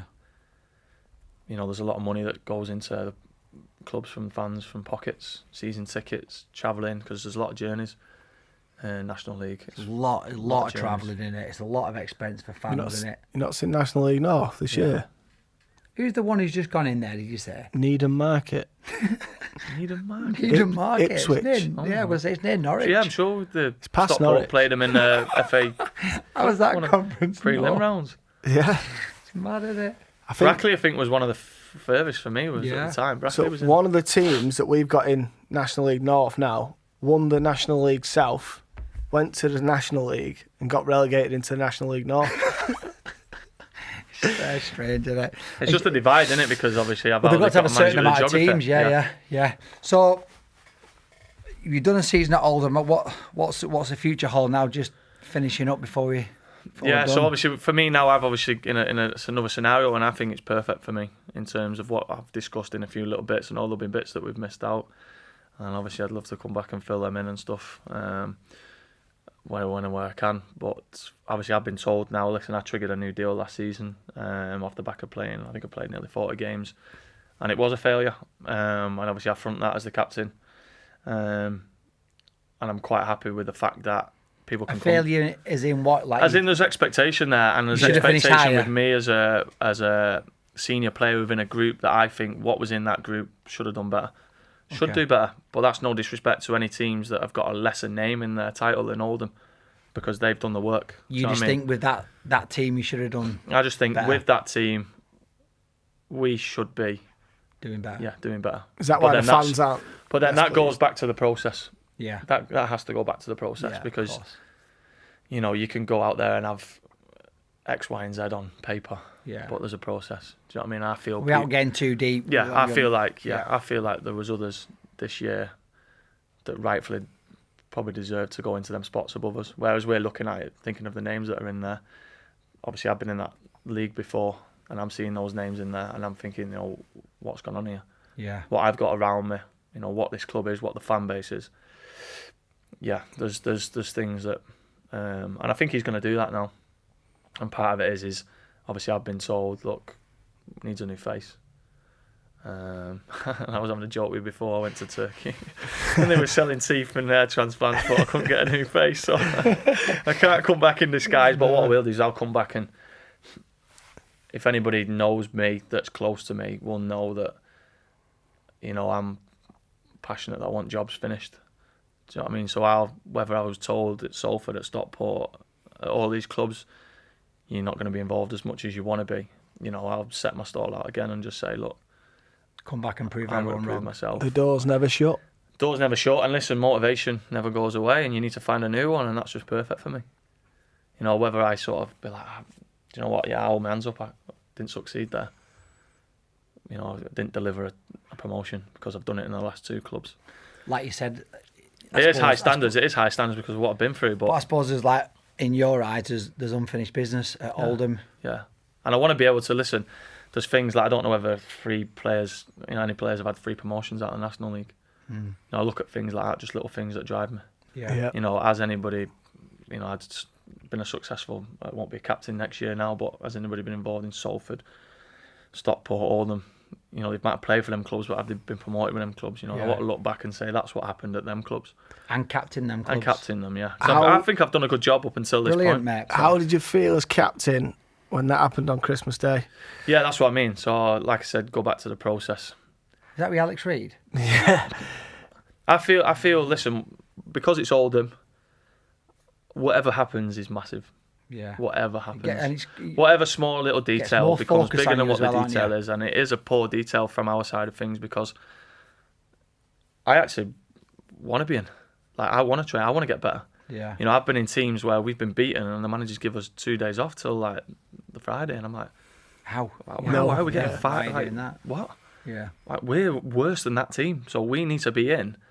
I'm not saying to him we need to work harder. We don't need to get. You know what I mean? We need to do more as a group to get the group. So how are we having days off? I get you have to take yourself away from the game, but we're in a moment now where we need to. Time's not against us, not on our side. You know what I mean? It's against us. You see some of the other teams, but there's funds going in from owners, there's funds going in from fans. We need to spin things round. And I think we've been able to do that a little bit, and I don't know whether the fan base will see it as such as a progression. I think there's been little bits, because we were Oldham was in 3-4. Yeah. You know, I joined with John Sheridan, the club was under a different ownership, and that was touch and go from some of the messages I was getting given, and it was dead quiet, nobody coming through the doors. And I just thought, from what I had previously, listen, if I didn't have Liam Hogan in my face, my credentials, what I've done previous, I might be a good suitor to be coming in this season. Do you know what I mean? To captain, been successful, deliver, great round the dressing room in terms of drive standards. I think just off the back of, and I get what Mickey's saying, it needs a new face to sort of change. He wants to change he wants to shake things up, because at the minute, we've sort of stalled the fall. And last season, we didn't start great. We sort of finished the back end a bit better and got in a position where it was a bit optimistic about the new season. Yeah. And I'd hang around. You'll be playing. Well, I'm hoping, listen, look, if I'm fit and available, which I have been for the majority of this, I have, barring my suspensions, because I'm a nuisance for them. But that's just me. Listen, if you get an advantage. I can play on the line and get yellow cards, then I will. And it went against me a bit this year in terms of the 5-game ban and 5. So 5-card ban, you have a ban, don't you? I was on 4, but my 5th and 6th ban, yellow card, was a sending off in one game at 5. Right. So it went back to 4. So then my next ban was my.